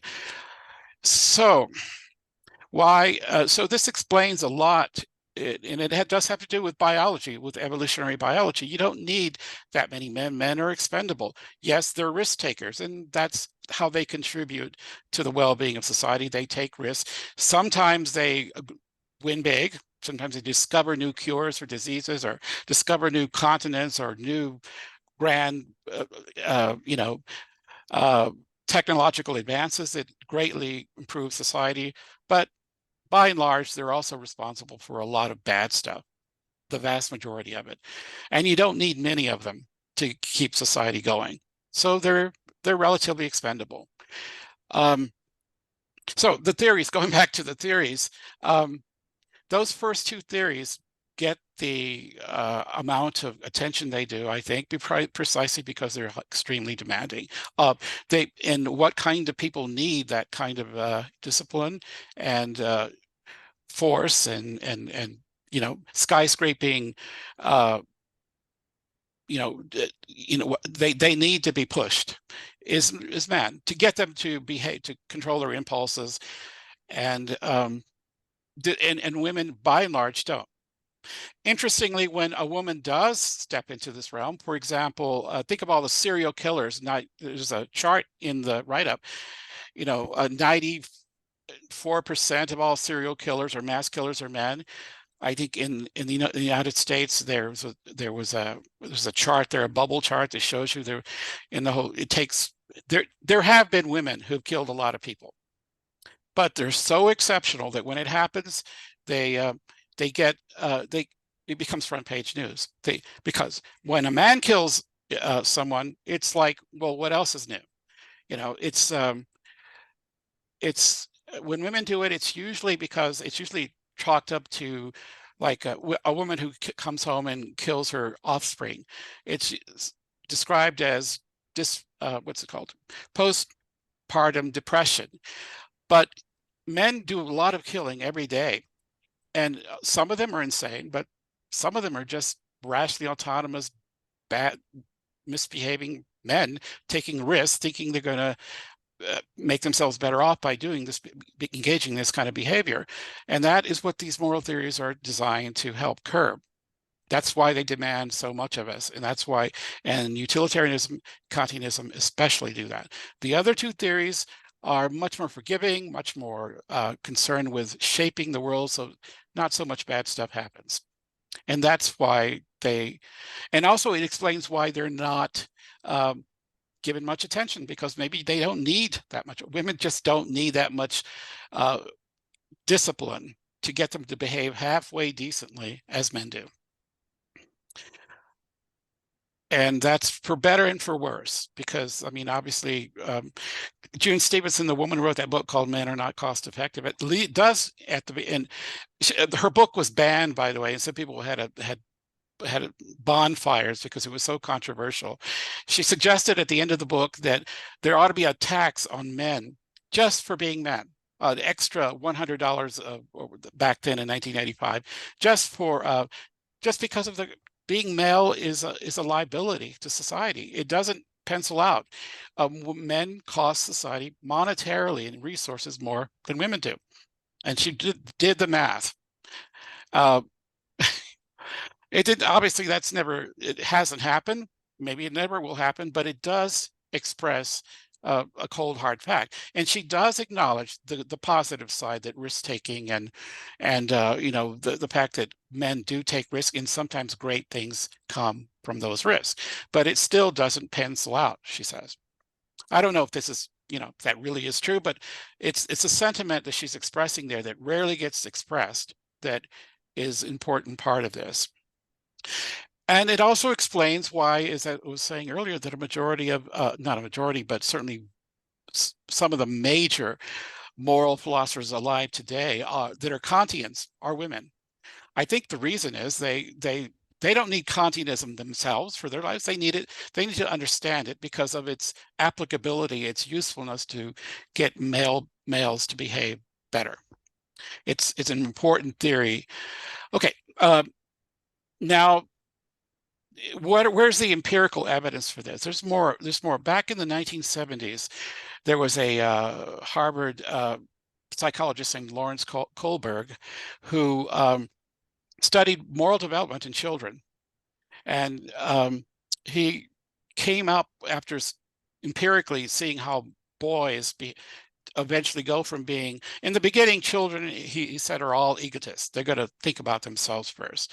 But there is a distinct pattern in how boys develop and how girls develop in the normal course of events. Boys, in the best cases, eventually come to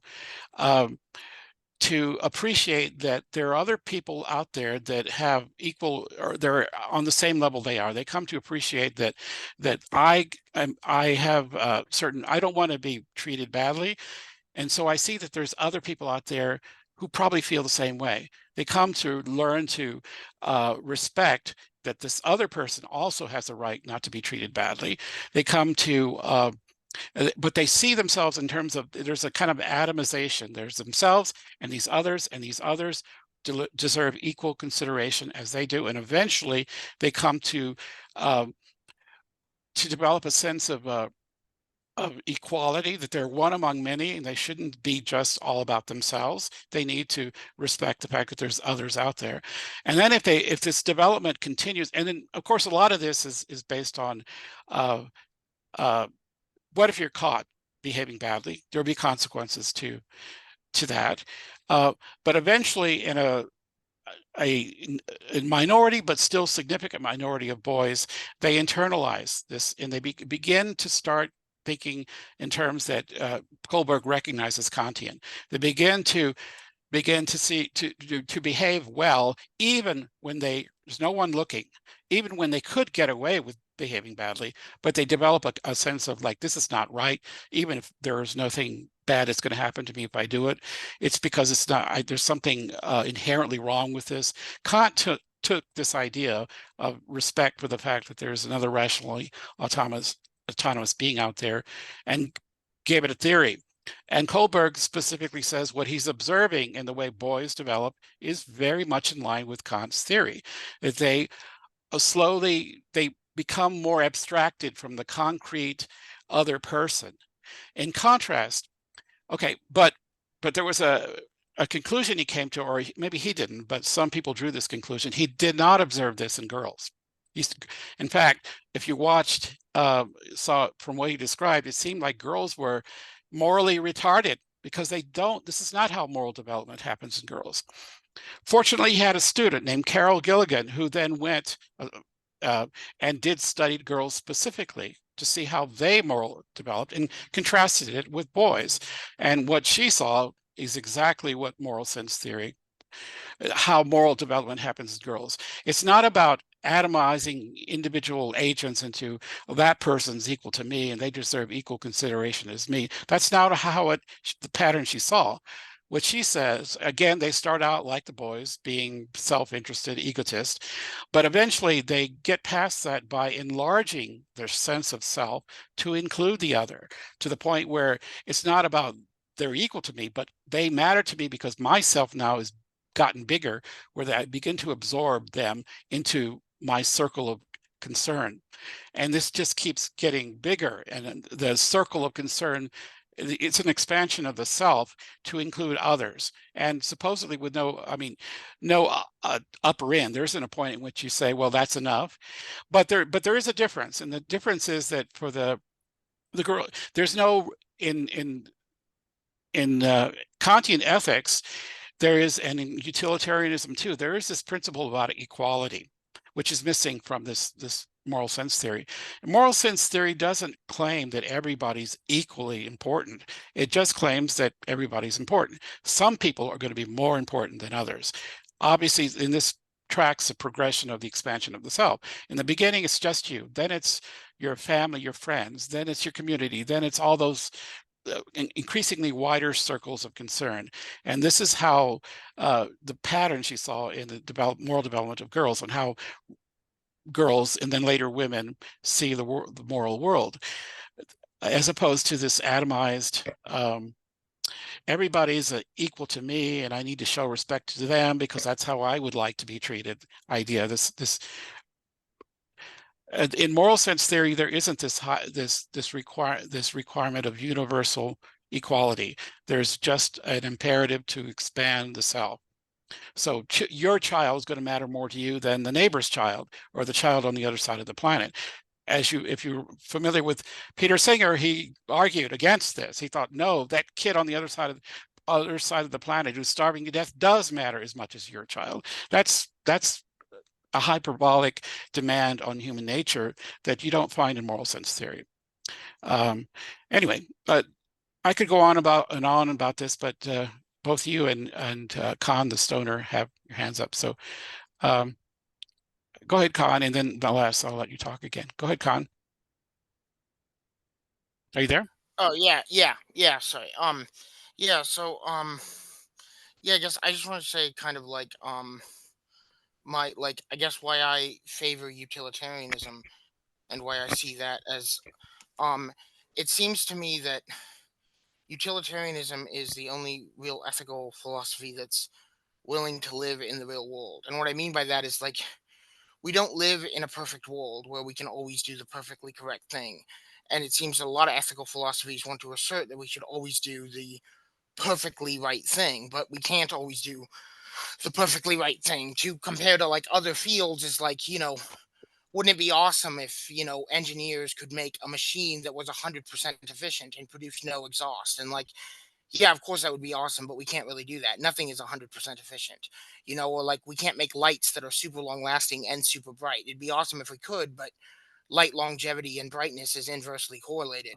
And so, like, we just don't live in a perfect world where we can always do that correct thing. We live in a world where nothing is 100% efficient and all machines are going to produce some sort of waste, where where light longevity and brightness is inversely correlated, and where sometimes every once in a while you have to pull the lever, so to speak. And that's sort of like it seems to me that a lot of ethical philosophies take that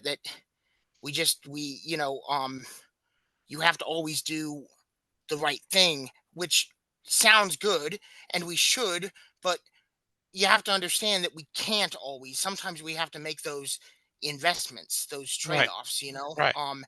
and that's what I think is one of utilitarians' main strengths, is that it recognizes that sometimes we do have to make those ethical investments, even if pulling the lever in the relation to the trolley problem might not be the perfectly right thing.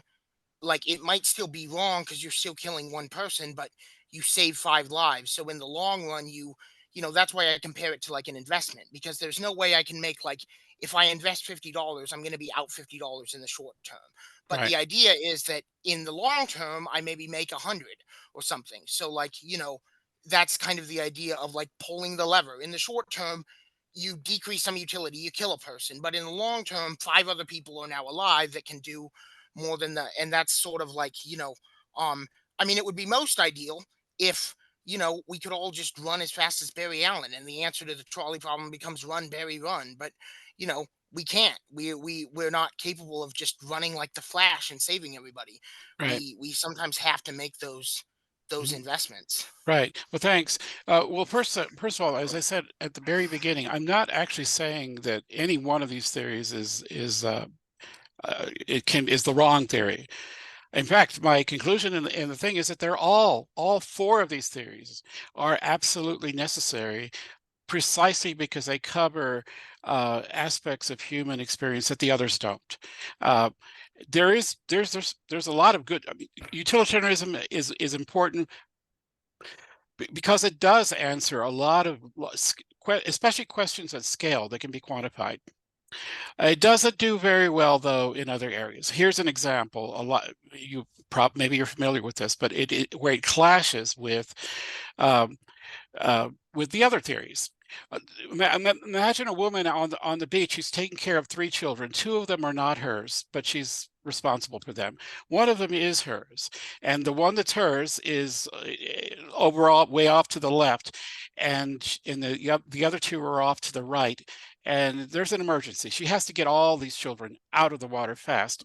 Imagine whatever emergency you want, a shark attack, a riptide, or whatever. But she can only run in one direction and save either her child, her one child, or the 2 children that aren't hers.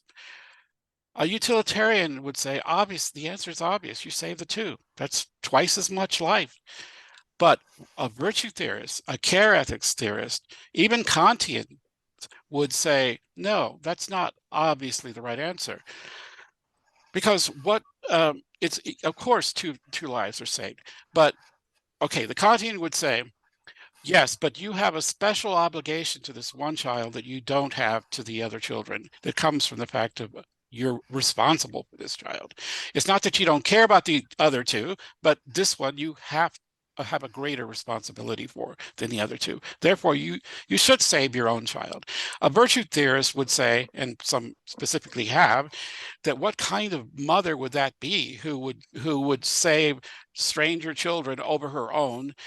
What kind of virtuous mother would that be? What kind of example would that be? And of course, the care ethics would say that, of course, we care about all children and all sentient beings, but there's no rule that says they have to be treated equally. We care about everybody, but there's some people we have a right to care more about than others. So they would easily. Yeah, I mean, I would agree. I think that, I mean, I put something in the chat that said, the subjective theory of value, which is an economics theory, but I think it can very well connect to ethics, and that makes the kind of predictions on how one will act, right? So, I mean, a mother is going to save her own child because, like, if the price that she has to pay for her own child's life is the death of 2 other children, then she will pay that price if and only if she values the life of her own child more than the life of 2 other random children. And so it's kind of like, I mean, I've said in the past, in general, for the trolley problem, I would pull the lever. But if my dog was the one on the other track, I would absolutely not pull the lever, because I value my dog's life more than anyone else's. And if the price that I have to pay to save my dog's life is 5 random people's lives, then I'll pay that price. You'll sacrifice the 5 random people for the dog to save my dog. Yes, absolutely. Okay, well, you're not a utilitarian. That's where my values are. Well, yeah, I mean, I mean, there is a sense to that. I mean, I get what you're saying. Like, but I mean, it's just where my values are, right? I mean, it's like, it's the subjective theory of value, right? If I pay a price, I'm only going to pay that price if I value what I'm getting more than I have to pay, right? So, like, if I buy something for $20, I must value that thing more than the $20. Otherwise, I wouldn't buy it for $20. And so, if I choose to save my dog over somebody else, then I must value my dog's life more than that other person's life. If the price that I have to pay to save my dog's life is the life of other people. In general, I consider myself a utilitarian, but no, I'm not perfect. I don't think anybody is, because it all ultimately, how I'm going to act comes down to where my values are and the kind of things that I value. Okay, well, I bet all 4 of these theories would condemn your having to save the dog over 5 people for different reasons, but they would all, see, these theories don't. These theories aren't suggestions. At least the first 2, they're demands, they're imperatives. They're saying you are wrong, you are immoral if you don't behave this according to this rule. They're not suggestions. They're, as I said, they're not intended to be pick and choose whatever theory you want. That's why this is a problem. They are in competition with each other, although the first 2 especially are very demanding. The other 2, the second, virtue theory and moral sense theory, actually are compatible with the other 2 to an extent, but the first 2 are kind of incompatible with each other, and they're the demanding ones because they insist that there is a right way to decide these cases and everything else is wrong. Go ahead, Les, and then L. Yeah, thanks. First, a very quick comment. I mean, we could have a whole session on utilitarianism, but just very quickly on filial affection or filial preference, the preference we have for our own children. I mean, there are different versions of utilitarianism, and quite a number of them allow for filial preference, but we can talk about that later. So the problem of filial preference doesn't automatically discount utilitarianism. I think utilitarianism, more sophisticated versions, can accommodate that quite easily. So that's that.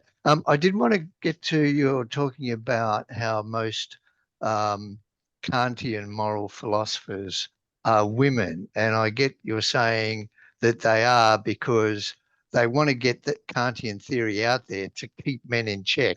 I mean, I'm finding that quite implausible, and one reason is two reasons.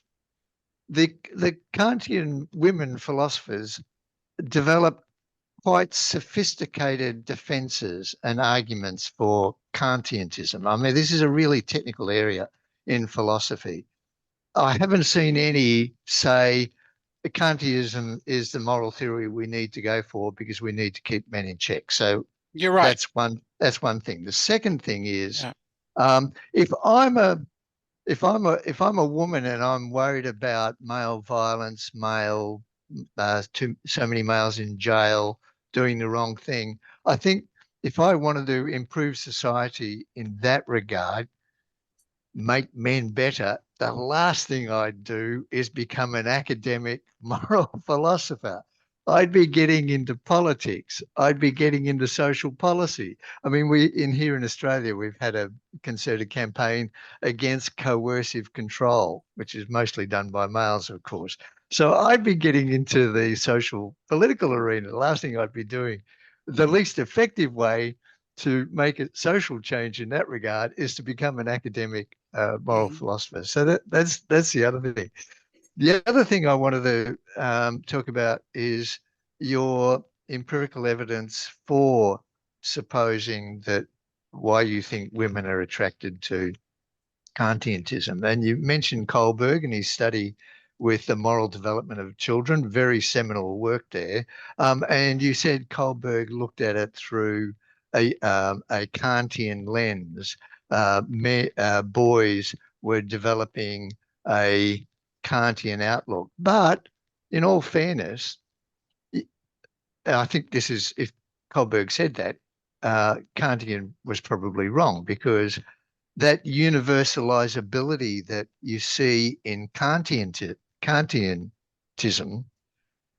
you see that exact same universalizability, but expressed in a different way in the other major moral theories. You see that in utilitarianism with the impartial consideration of interests. You see that in social contract theory, say, for example, in its most developed form with John Rawls, with people sitting behind a veil of ignorance to consider the original position, so universalizability there, and with Hume's impartial observer theory as well. It's got that same universalizability as well. So this universalizability is a characteristic of all of the major non-theistic theories that have come out, especially since the Enlightenment. So I think Kohlberg was wrong, was just plain wrong there.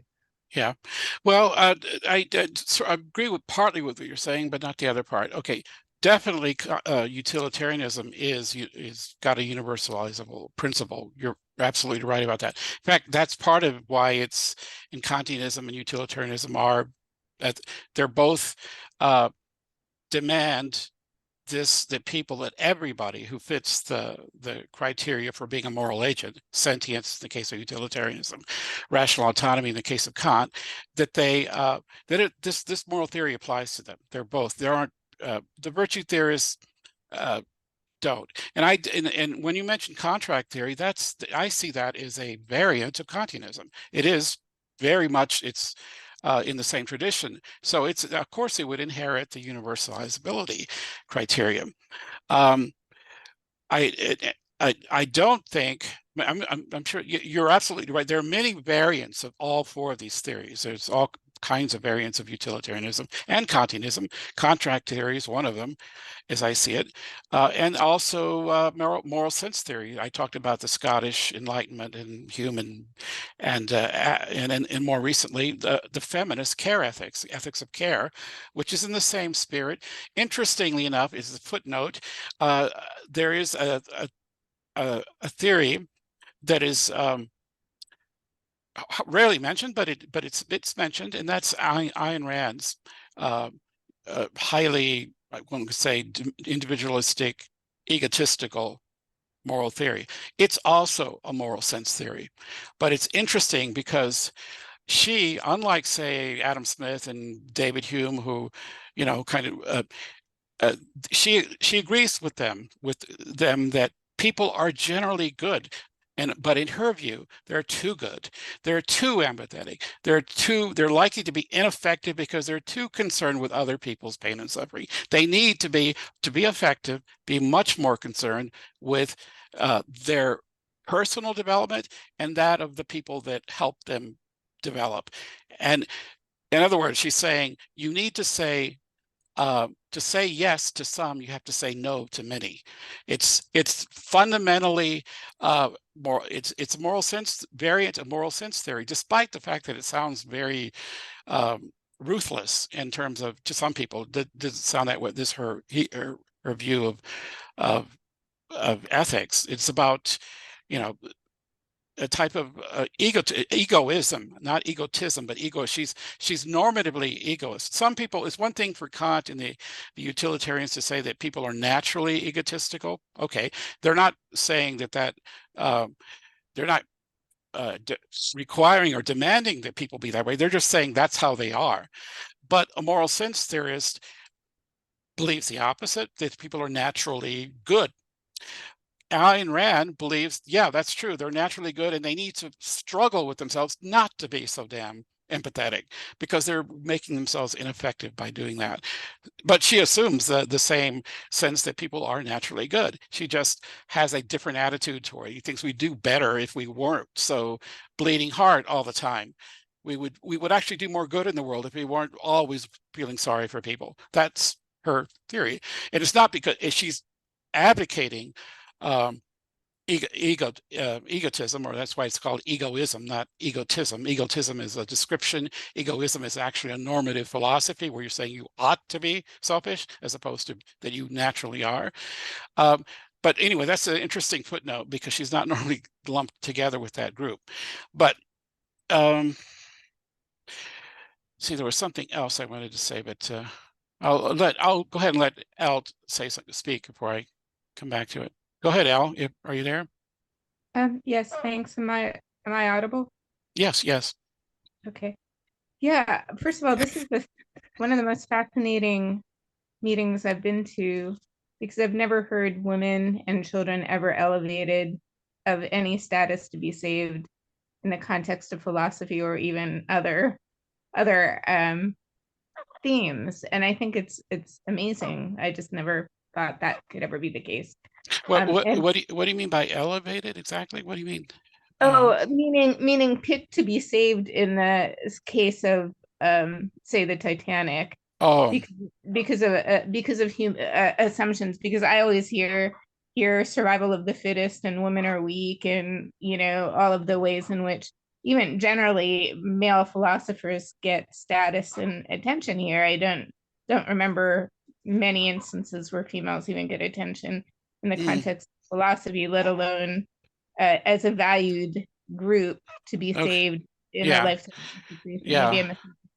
Well, I didn't mean to suggest that everybody on the Titanic was a philosopher, but yeah, actually, years ago, almost 10 years ago, when I first got into this club, one of the first topics I did was, why are there so few women philosophers? Actually, a lot has changed recently. There has been a very large proportion of, I'm talking about professional philosophers. One dramatic example at the university where I went to school at the University of Washington in Seattle there. back in the 80s when I was a grad student there wasn't a single female professor anywhere, not even a junior. There were a couple of grad students who were. And just a few years ago, not only the majority of the department was female, and the what do they call it? The chairman of the department was a woman, and it changed very dramatically just in those years.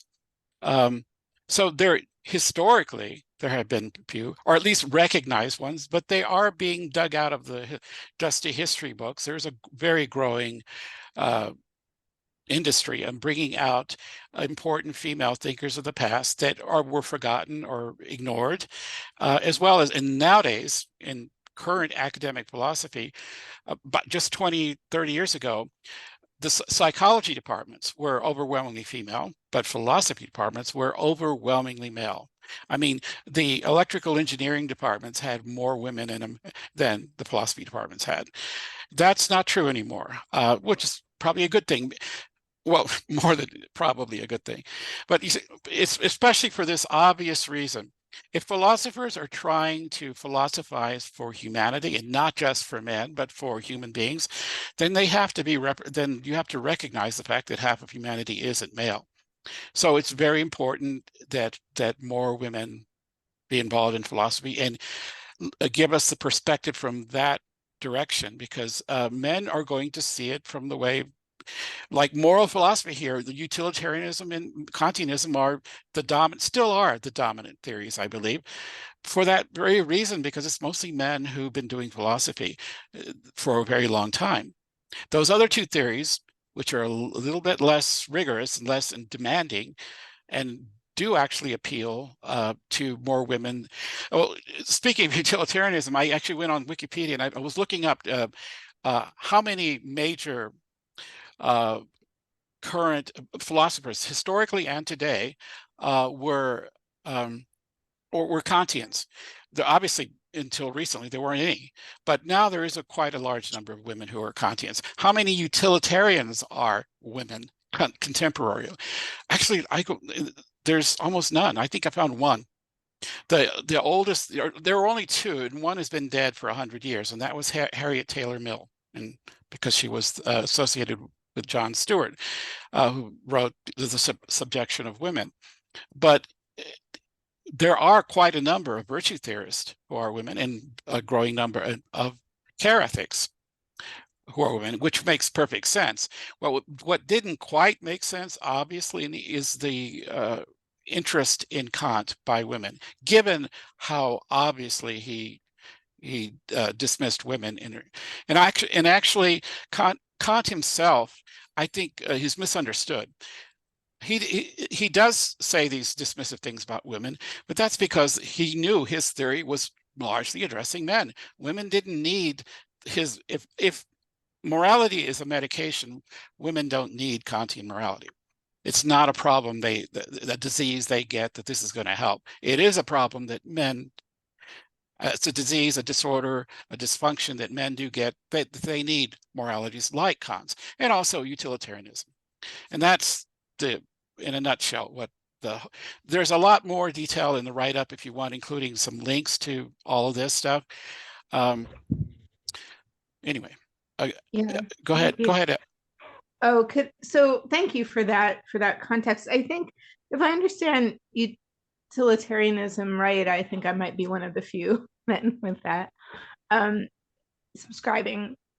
So I also I wanted to call out a comment that was about women's violence, and I have been familiar with many instances where pain and suffering in relationships and abuse of women have led to crimes of passion for safety, for instance. We also know that women who are pregnant, for instance, have much higher rates of being murdered by their partners than others. Pregnancy is a huge triggering factor sometimes, not always, but so there are a lot of psychosocial issues across communities or across this, cultures that might inform that as well. And of course, we also know many religions that in their own scriptures devalue females and make them subject to harm. So I would love any philosophy that says females are of value, and I think it's much needed. It's a pretty violent world for a lot of people. Yeah. So then the other thing I was going to say is I was fascinated by this idea of dog versus 5 people. And if I know the people, and I know that there are any of these people who are causing harm, for instance, to these females, I'd go for the dog right away. The dog might be like, we know dogs have showed up to history in really important ways. For instance, I believe it was a dog who was kind enough to offer experimentation to develop insulin, which has saved millions and millions of people, much more so than any of those 5 people ever would do. We know we had people who were very violent in protests, for instance, with COVID spreading it as a weaponization, and still do that, and don't and then would get the first choice at hospital settings. So if they harmed people who were vulnerable, the vulnerable would be denied care and even die. And then these people who would be kind of weaponizing their behavior in various ways would get preferred for care. So if I had to choose between, I mean, depends on the dog too, but dogs are often protective of vulnerable, or maybe service animals. So I do wonder about that idea of like valuing people over animals when people act terribly. So, yeah. Well, I assume that the example that the stoner Lynn gave, that well, he did mention that it was his dog, not a dog, but his dog. But if it was a random dog and random people, what would you say to that, Al? You would still think that it? I don't know. It depends if they're wearing a mask or not, and protective of other people or not. That might make my decision. Okay. All right. Go ahead, Khan, and then Les again. You're there? Yeah. I just want to say that I think that a lot of this, like, talk about like sex and like, where, the different sexes lean toward and everything, it's sort of hard to, to wonder about, like, what is like how much of this is socialized and not, like, because like you said, we're seeing different kind of changes or whatever, women going into more fields and stuff. And then, like, back in Kant's day or whatever, Kant may have been like, I don't want to defend his views or whatever, but his views may have made more sense back in those times because women were kept out of a lot of academia and stuff like that. So he may have viewed women as less educated and stuff because he saw less educated women because they were kept out of education. And so he came to the erroneous conclusion that women were, you know, not as smart or whatever. But like, really it was just because they were kept out of education. And so, it's sort of, but then, you still wonder now, like, because there are still socialized kind of expectations and stuff, what part of that, is socialized and what part of it is maybe biological. I also want to say to the dog thing, yeah, it was my dog. That was my example because it's where my values lie. If it was a random dog versus 5 random people, at that point I would pay the price of 1 life to save 5 lives. But I value my dog more than 5 lives, so I would pay that price. I mean, Okay. as much as I love moral philosophy, which is why I'm here, my passion truly lies in economics. So I'm kind of thinking like an economist here, but yeah. All right. Les, go ahead. Thanks. To get to the core idea you had in the paper, linking preference for one of the moral theories depending on your sex, you didn't define sex at the start. I don't know whether you defined it in your paper, and then here today you made a distinction between sex and gender, which you say is socially constructed. Now, from what I understand, the biologists who say there is an essence of sex, male, female, biologists tell us that sex is the size of the gamete and maybe the mobility of the gamete. that determines whether someone is of the male or female, and whether their biological apparatus produces a gamete of one type or the other, large and immobile or small and mobile. If that's the case, and you're separating that from gender, which you say is socially constructed, and I'm taking here you mean by gender those social constructions where we think men are by and large more interested in the technical professions, maybe more violent, more athletic, have a deeper voice, although that may be biological. But these phenotypical psychological characteristics we normally attribute to the male, then I'm wondering, then I've got this question about your thesis. How is it that which moral theory you go for, if it's based on sex, what that has got to do with gamete size? If you are linking it to psychological dispositions, it seems to fit more into, you know, the phenotype, the gender of male or female. So I'm intrigued about that. Well, what I'm suggesting is not biological determinism, that somehow biology determines these things. There is an appendix to the extended write-up specifically on this, about the male, female, gender, sex, bipolarity, binary understanding. You may not agree with my views there, but I do address all that. And the bottom line is that it's phenomenological. I'm saying that there is recognized in the psychological, the sociological, and the evolutionary biological difference between male and female.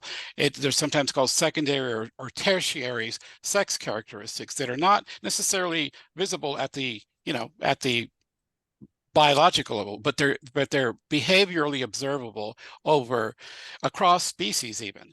Now, it's not, so that keeps it from being, unless you think dogs socially construct things, but this is beyond superficial social construction. There's a sense in which social constructions themselves merely are biologically determined, in the sense that we have social constructions because of biology. And by the way, another thing I dispute in there, that there is that much difference between nature versus nurture, that maybe what people are afraid or reacting to about the biological connection here is that somehow biology determines things, and therefore you can't change things because they're biological, or the reverse, because something is socially constructed, it's easy to change. I argue against both of those. Biology is in the process of being changed as we speak, and gender can be a lot harder. Gender constructions, stereotypes, can be a lot harder to change than some biological ones. There is not this sharp distinction between biology is fixed and social constructions are malleable. That's one of the things I discuss. I don't think they're rapidly becoming both malleable and both difficult to change. But in the end, that isn't a distinction that holds long term. And that is kind of a side issue. That's why it's in the appendix. But yeah, it is relevant though, and to the issue. And I was going to mention one more thing about moral sense theory, but before I do that, Elle, you have your hand up. Go ahead. Yes, I did want to say that I was being a little saucy at my last comment, and I would likely pick humans over the dog. Okay. But I do like the idea of animals having some other animals besides humans having some attention and relevance to being treated. Yeah. Well, the utilitarians would definitely agree with you. And actually, on the animal rights issue, there are, or animal, moral status of animals, because they're not always animal rights, but all these theories have there are arguments for moral consideration of animals from the direction of all these theories. There are also counter arguments from the direction of all these theories. These theories don't actually dictate where you're going to come down on a specific applied ethics problem. You can find animal rights, or people, in fact, the very term rights is a deontological one, but like, what's his name? Peter Singer spoke of animal, what's he called it? Interest, or they have an interest in, because they're sentient, they have an interest in not suffering pain. And in the same way that we do. But yeah, none of these theories dictates, but as far as I can tell, for example, abortion. All these theories there are arguments that are pro and against and for abortion. They are rooted in all four of these theories. So they're not going to give you a simple answer on applied ethics problems, although maybe some are more famous than others for having given an answer. But there's one last thing I want to talk about, and if people want to stick around for that. May I make one more comment? Yeah. It's response to Les around like effective careers to address this incredible inequality. So first, I appreciate that there are males showing up to address the inequity because it can't be done by women. Males may even have much more potency to affect change than females who are lower respected. But the other thing is, I can imagine females going into this sort of field for stability. If a lot of academic positions I know of have a certain amount of security, I've known of academics, male and female, and perhaps other gendered, that have chosen that path because of stability, and it might just give them a little more, from a practical standpoint, capacity to advance that they won't get in social activism, which they'll receive a lot of violence in those roles. Thanks. Yeah. Okay. All right. Before I make one more final comment, I did mention, at least in passing, some of the problems with Kantianism and with utilitarianism and virtue theory. But what is a problem with moral sense theory? Because in the end, my final conclusion is that even if you take all these theories together, they don't solve all our problems. Even if you could have them all, first of all, some of them are in conflict with each other, but even if they could get along, they still don't. They're all flawed, or at least you can point out to flaws. And one of the most a major flaw with moral sense theory is this: even though I still consider it to be one of the two more foundational theories. And I know maybe Les might disagree with me about this, but I do think Kantianism and moral sense theory are more foundational in terms of they're rooted in something that is connected with our they explain more about human beings than either utilitarianism or virtue theory do. And again, it's because of our dioeciousness, the fact that we are sexually differentiated. But anyway, that I do want to mention a problem with moral sense theory because it's an interesting one. And it was one that was brought up by a moral sense theorist himself, David Hume. Just like Kant brought up his own major counterexample, Hume did too.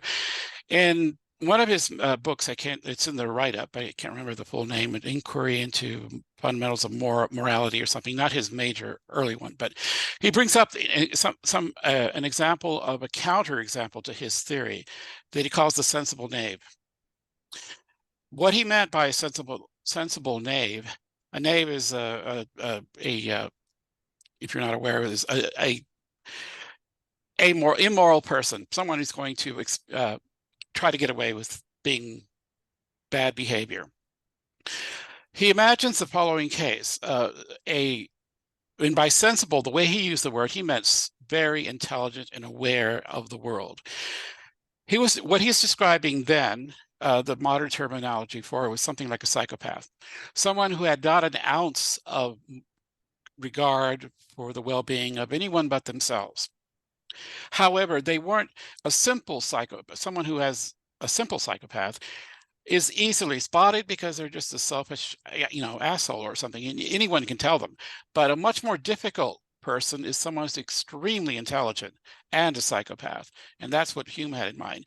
He was thinking of someone who, because they did behave properly in the eyes of most people.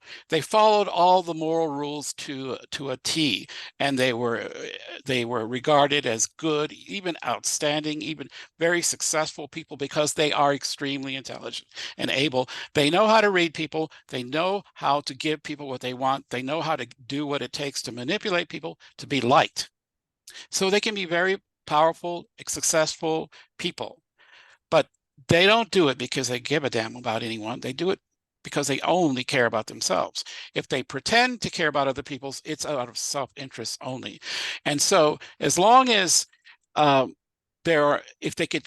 there's ever a situation when they can exploit people without facing consequences, they will. And this is because they have zero concern for anyone but themselves. And it's not their fault, because moral sense theory assumes that most people have this some degree of fellow feeling or benevolence.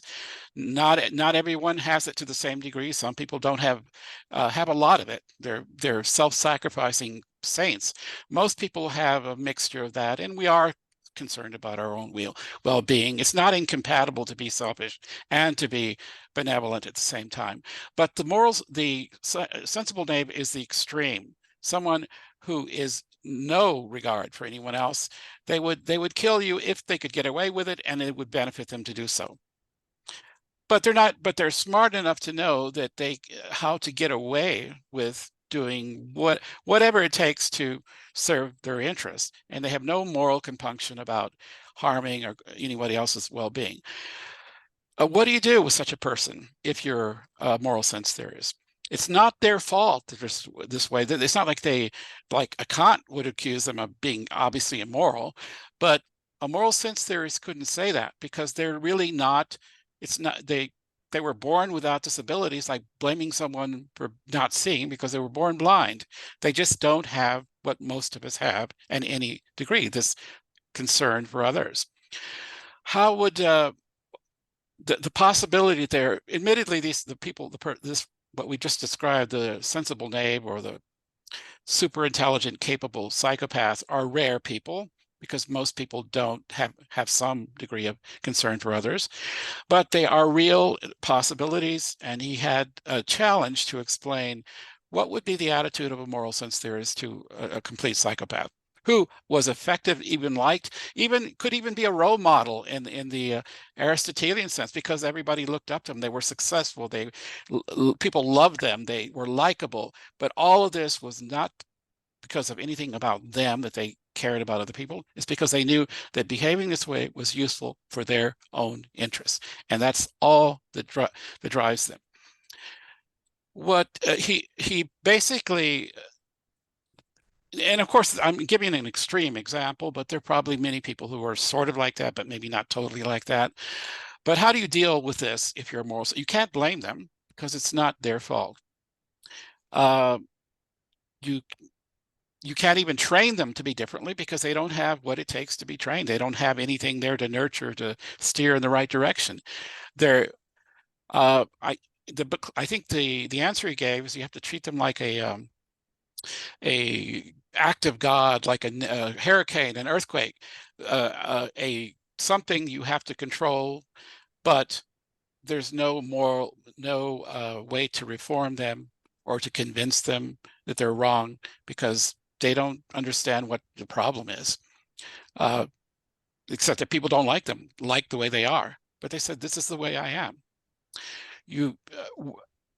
Such people, he thought, could be great, could cause a lot of harm in society, precisely because of their abilities and capabilities, and because they're perfectly capable of manipulating other people into liking them and even respecting them. But they will lie, cheat, and steal and kill if they have a chance, and they can get away with it. And because they're so smart, they can get away with it. That's the problem. We're not talking about your average criminal who is not smart enough to get away with the crime. These people get away with what they're doing precisely because of their abilities. And within moral sense theory, it's very hard to what are you going to say about these people? You can't condemn them. You can't reform them. You can't ignore them. And that's a problem for that theory. It assumes that everybody has some level of fellow feeling or concern, when maybe there are some people who have zero, but are still able to function effectively in society, in the sense that everybody can. The trouble is with these people is that you may not be able to recognize them when they're around, precisely because they're so able. Anyway, that's enough of that. Kay, you haven't said anything. Go ahead, and then I'll let Con speak. Thanks. Some of the information that you've just shared is actually incorrect. Okay, go ahead. There are many people now in society who do experience and do live with cluster A, B, and C personality disorders. Mm-hmm. And it's become, we were warned of the psychological disorder pandemic oncoming 30 years ago en masse. And with the internet and the dark web and the recruitment and reprogramming of people in cults and gangs online, etc., and how the propaganda has affected general society throughout most of the world, especially the Western societies. It has caused, a lot of extremes within people, certain human groups. It's caused new addictions. It's caused a lot of horrendous, inhumane behavior. It's also caused a lot more abuse and intimidation and pressure and expectation of permissiveness. And also, without organized religion being as popular now, the standards, the combination of all of those things, along with the lesser population attending houses of worship, services at such places, has lowered the standards, especially amongst men and boys, and has massively ramped up sexism and misogyny, as well as racism. And also with the permissiveness have come also YouTube, etc., the addiction to fame and those who are celebrated and wanting that. Also consumerism, materialism, predatory capitalism, capitalism becoming ultra predatory, altogether has created more of an isolation for people than, of course, the pandemic, which should have been expected and prepared for, and handled better. But anyway, the point is that as time has gone on and, the state slaves are mimicking their masters more, people have become more consumerist and focused on the outer self. Some, sure, the inner self more, but, and we have been ramped, society seems to have gone much more over to the truly predatory end of humanity by way of hypermasculinity. And media is mimicking these desires and fantasies of men, pornography, every type of theater, every type of cinema, rather. Even in theater and music, lyrics, etc. So even in the arts. So everything has gotten worse, not just for women, for men too, but it's all caused by sexism, including these personality disorders, going all the way over to the predatory end of humanity, the spectrum of humanity. There's a humane end and the predatory end. And we need to come back to the feminine and love and humane end so that we can have balance. Mm-hmm. It is because of the hypermasculinity, et cetera, the consumerism, and seeing people as objects to purchase, buying children to rape and to breed slaves and all of this. You know, it's the obsession, it's the narcissist and sadist obsession with status, control, what they call power, wealth, ease of life, hedonism. Again, status means so much to them, as you were saying. What other people think of them, they become the best of the best of the best actors. They attend RADA, the best theater school on the planet. You know, a lot of people in the highest level of acting, and every area of acting. Many are pathological narcissists, and other cluster B personality disorder individuals, and the same with writers. A lot of writers, a lot of actors use people to, you know, to become better at their craft, have more to say, you know, that kind of thing. They use others. They also use others' prejudices, discriminatory, you know, whatever their preferences, their, you know, that sort of information they'll use against the people around them so that they can create a narcissistic mob against someone. And that's killing people. Also, you know, it's getting people killed. It's a public health and safety issue. And yes, they do know about the laws, and they know that they're committing laws and acts that go against the human rights, civil rights, etc. They know that they're criminals. They know what they're doing is wrong. They do have a duty to seek out psychiatric care, and that's what needs to be done with them. They need to be turned in, and they need to be segregated from the general population. They're incredibly dangerous. They've destroyed so many people's lives and opportunities, their health. The health issue alone will turn minds. It will change minds.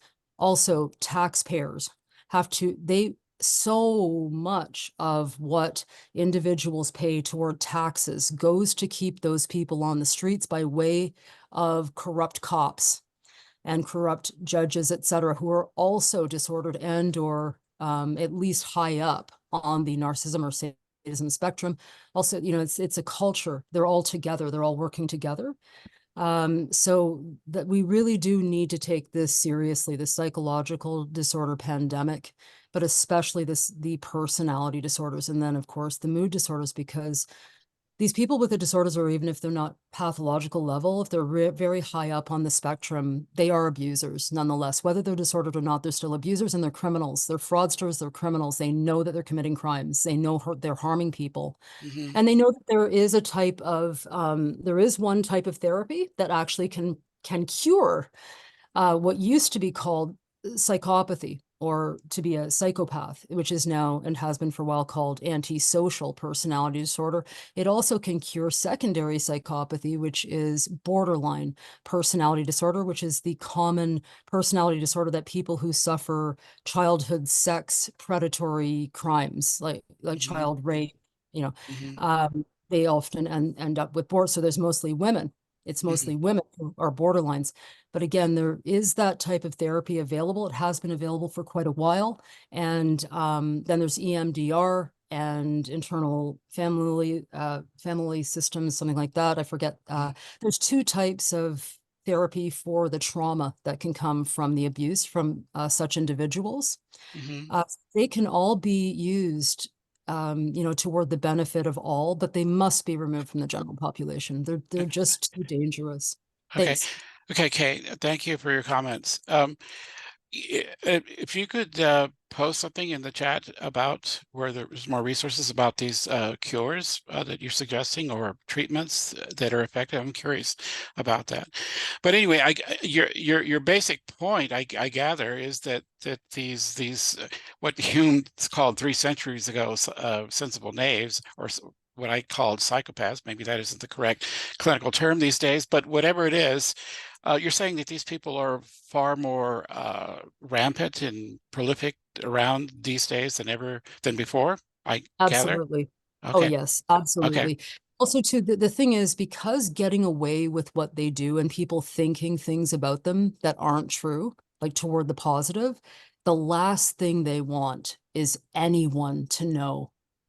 So they try to destroy people who figure them out, especially those who turn them in. Because that's their power. That's their source of control over others and their status. And right. So, yeah. Yeah. But yeah, there's a lot more than what reported. Okay. Okay. One, I don't know if you've read the extended write-up, but there's a part 3 to it. I'm sorry, an appendix, part 3, at the very end of the write-up. that you might find interesting, and because it does deal with, it says a lot more than what I just said about I'm speaking in 17th century language, but people noticed this even back then. It's not totally new in the world. Maybe the prevalence is, and some of the social situations that you're describing makes it, maybe it is what, as you described, it's a worse problem now than ever before, but it was always been around to some extent. Okay, I'm going to shut down, but I'm going to let Khan because you have your hand up. You want to say something? And then I'll ask if anybody wants to make any final remarks, and then we'll close down. Go ahead, Khan. Yeah, so it seems that there's some misunderstandings about antisocial personality disorder and things like that. A lot of people talk about this like it's the bad person disorder or whatever, but this is much too individualistic. The antisocial personality disorder is really just these are people that have a more difficult time forming emotional connections than your average person. It does not mean that they're incapable of forming emotional connections. They just have a much more difficult time doing it, which does make it more difficult for them to experience empathy and stuff. But again, it does not mean that they are incapable of it. Fundamentally, I think that these sort of critiques are a bit problematic because we start looking at the individual and blaming individuals for the problems that we see. Fundamentally, the problem is power. It doesn't matter how benevolent or malevolent individuals may be. And this kind of goes into kind of but like what Victor, you were saying about the moral sense theory, right? I think the problem with power is that we all sort of act selfishly every once in a while. Sometimes we all, even the most benevolent among us, occasionally subordinate another's interest to our own.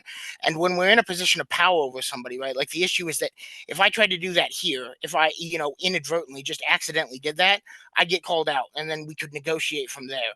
But if I was your boss, a politician or a cop, I'm in that position of power over you, so I can't really get called out when I inevitably do that. And then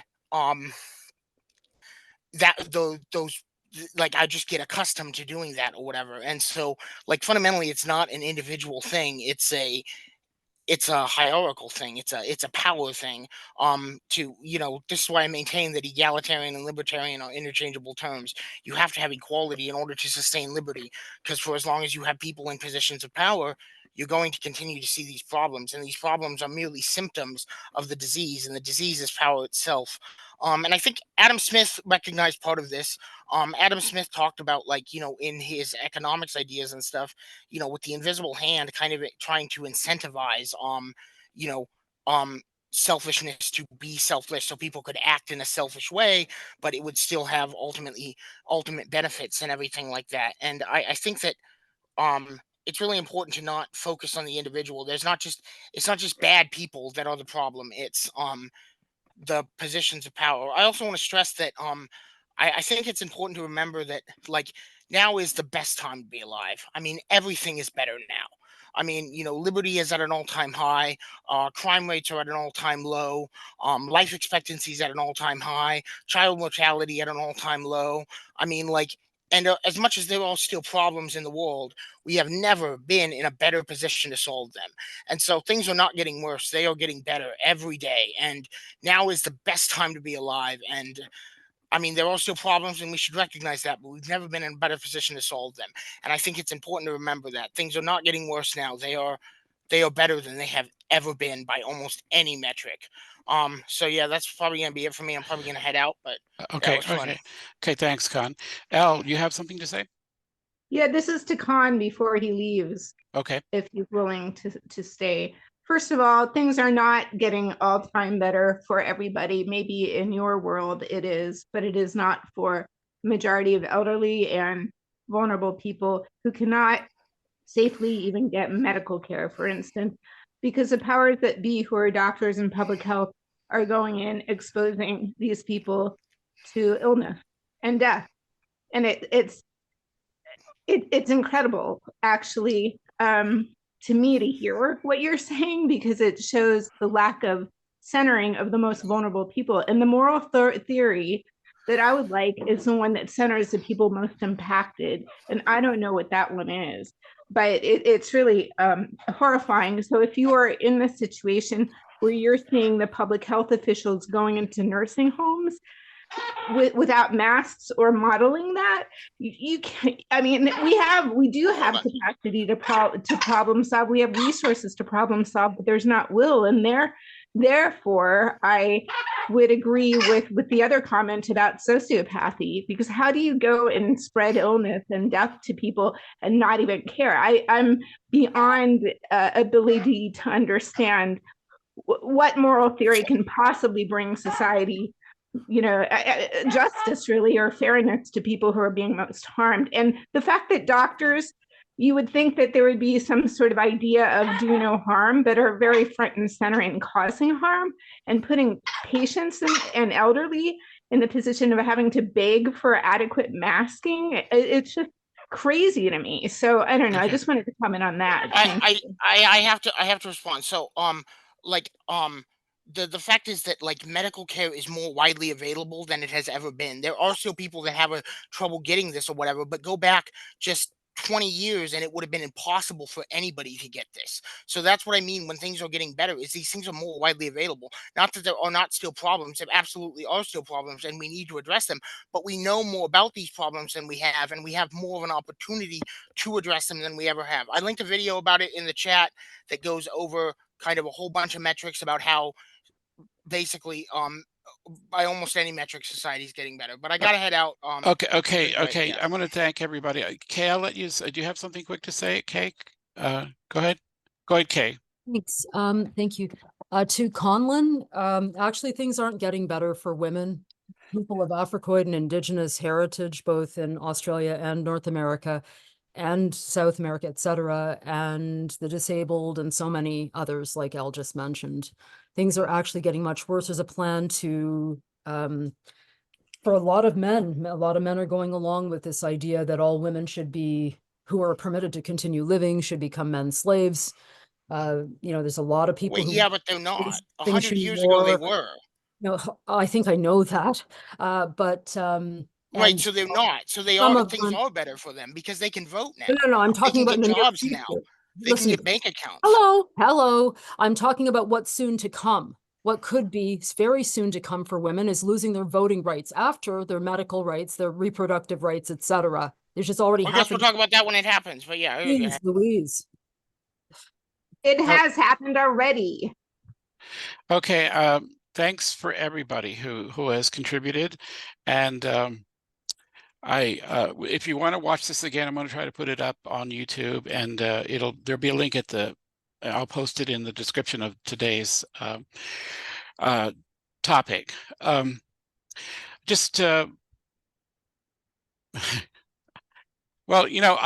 the topic today, just to sum up quickly, my point is I don't think any of these moral theories by themselves are going to solve our problems. What these theories do or pretend to do is those of us who think long and hard about these matters, try to understand why it is humans behave the way they do, what's motivating them, what, if it's not good, what can be done about it. And that's what these theories try to do. I don't know that any of them succeed, or even all of them together are going to succeed. It could be reality is just too much for any of these theories. But if you're not interested in at least understanding why these theories are what they are and how they came to be and how they relate to each other, then you're probably not interested in philosophy. I mean, there are definitely problems in the world, and they're not philosophical ones, really. They're just problems, and they're not. I don't think you're going to find philosophers who have an answer to some of these questions. They may have something to say that contributes to a possible answer, maybe, but even that's being optimistic, I think.